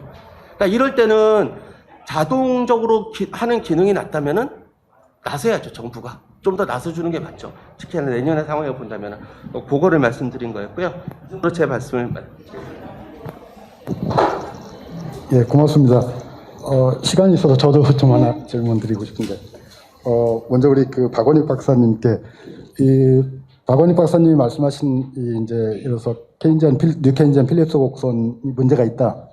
또 자연 실업률도 안정적이지 않고 문제가 있다. 이렇게 되게 되면 이제 신종합의 그 DSG 모형 자체를 거부하는 것이 될 수도 있는데, 그거에 대해서 이제 의문이 많이 들긴 하지만 어쨌든 긍정적으로 그걸 받아들인다면 그것에 대한 대안으로서 무엇을 만들 수 있을까 제가 한번 생각해 봤거든요. 그랬더니 3개의 식을 만들 수 있을 것 같아요. 첫 번째는 마크업 가격식. 그게 과연 이제 개별 기업의 가격 결정하고 우리가 그 가격을 모두 종합해서 지수로 만든 물가지수의 인플레이션하고 이게 어떻게 연결되는지는 또 이제 논의해야 될 내용이지만 어쨌든 그게 같다고 하면은 일단 그 마크업 가격식 그리고 마크업 결정식이 또 하나 있어야 될 것 같아요. 세 번째 통화정책은 그 마크업에 어떻게 마크업을 조절할 수 있을 것이냐 이런 식으로 할 수 있지 않을까 이런 생각을 해봤는데 혹시 어떻게 생각하시는지. 그리고 이동진 교수님한테는 그 환율이 이제 그 자본 유출에도 영향을 미치지만 환율이 이제 수입 물가를 통해서 물가에도 영향을 미치지 않습니까? 그래서 환율에 대해서 이제 지금까지는 환율은 시장에 맡긴다는 것이 이제 모든 나라의 공통된 입장이었는데 최근에 뉴질랜드가 여기서는 이제 환율에 적극적으로 개입을 하겠다. 그래서 뭐 고정 환율까지 가는 건 아니지만 이건 그래서 우리도 또 다른 나라들도 이 환율을 시장에 무조건 맡길 것이 아니라 보다 적극적으로 이 통화정책이나 재정정책처럼 주권을 갖고 관리하는 것은 어떨까 이런 생각을 해봤습니다. 혹시 말씀해 주시면 고맙겠습니다.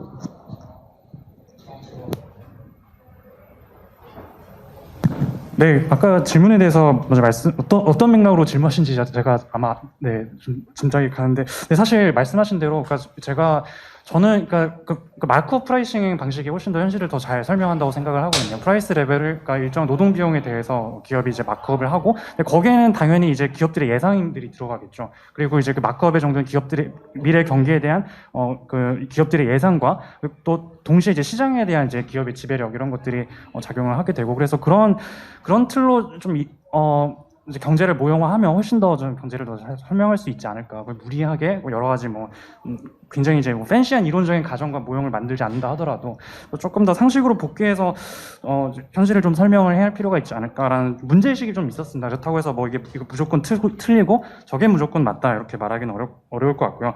그런 맥락에서 저도 자꾸 그러니까 저희가 요새는 거의 모든 경제 모형엔 합리적 기대 가정에 다 들어가 있는 건 저도 이제 익히 잘 알고 있습니다. 이제 그 모형을 풀어야 되고 또 그것들이 이제 거의 보편화되다시피 하는데 근데 정말 예를 들어서 우리가 저희 지금 인플레이션과 관련된 건 결국 이제 프라이싱 결정인 건데 실제로 사람들이 그렇게 합리적 기대에 근거해서 하는 거냐에 대한 이제 실증적 근거 없이 그냥 이론적인 가정으로 퉁치고 이제 너무 이제 논의되는 측면들이 많아서 그런 부분들을 조금 조심스럽게 보완해 가면서 돌다리를 또 두드려 가면서 좀 길을 건너야 하지 않을까라는 게 이제 좀 제가 좀 평소 갖고 있던 생각이었고 그렇다고 이게 뭐가 틀리고 맞다 이렇게 좀 말씀드리기는 좀 곤란한 수준인 것 같습니다. 네. 환율에 대해서는 아주 아주 거의 혁신적인 말씀이신데 그 간단하게 말하면 이제 우리가 환율 조작국이 돼버리면은 환율 조작국이요. 뭐 그래도 괜찮다면은 그렇지만 저는 그게 제일 무섭습니다. 환율 조작국이 되는 거는. 아예 타겟팅을 환율로 하는 데도 있긴 있습니다. 예, 인플레이션 대신에 환율을 타겟팅으로. 고맙습니다. 근데 저희가 5시 반까지 그 세션을 하고 5시 반에 이제 그 이후에 시상식을 하기로 예정되어 있는데 한 5분 정도 남았는데 혹시 플로어에서 그래도 나는 이 질문을 꼭 한번 해보고 싶다 이런 분 계세요? 없으시면 예, 여기서 끝내겠습니다. 오늘 발표 2분 그리고 토론 4분. 그러세요? 예. 맞아. 예. 저는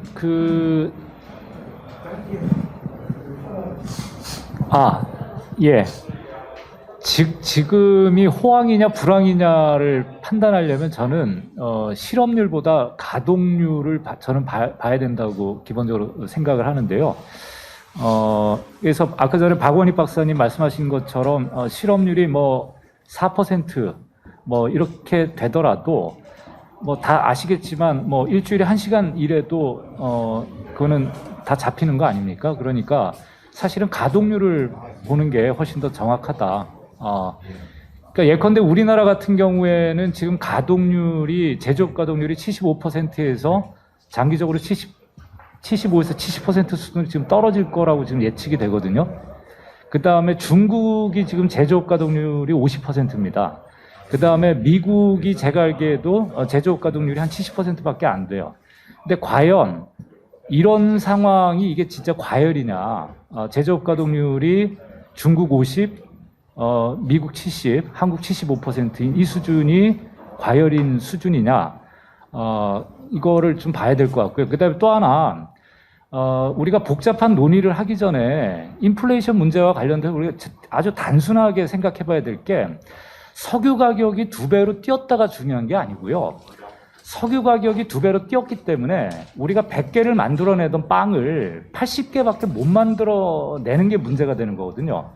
석유 가격이 2배로 뛰었지만 그 2배 비싼 석유를 사갖고 와서 우리가 기존에 만들어내던 빵 100개 그대로 만들어내면 이건 사실 아무 문제가 안 돼요. 근데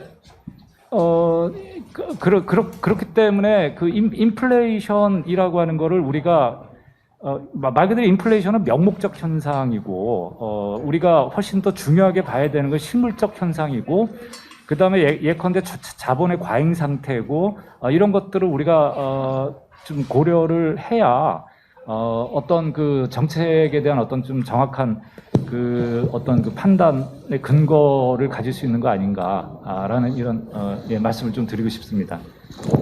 예, 고맙습니다. 그 세 번째 특별 계획 세션 오늘 2분 발표 그리고 4분 토론 굉장히 고맙고 잘 마칠 수 있었습니다. 그리고 함께 자리해 주신 여러분께도 감사드립니다. 이것으로 이 세션을 마치겠습니다. 고맙습니다.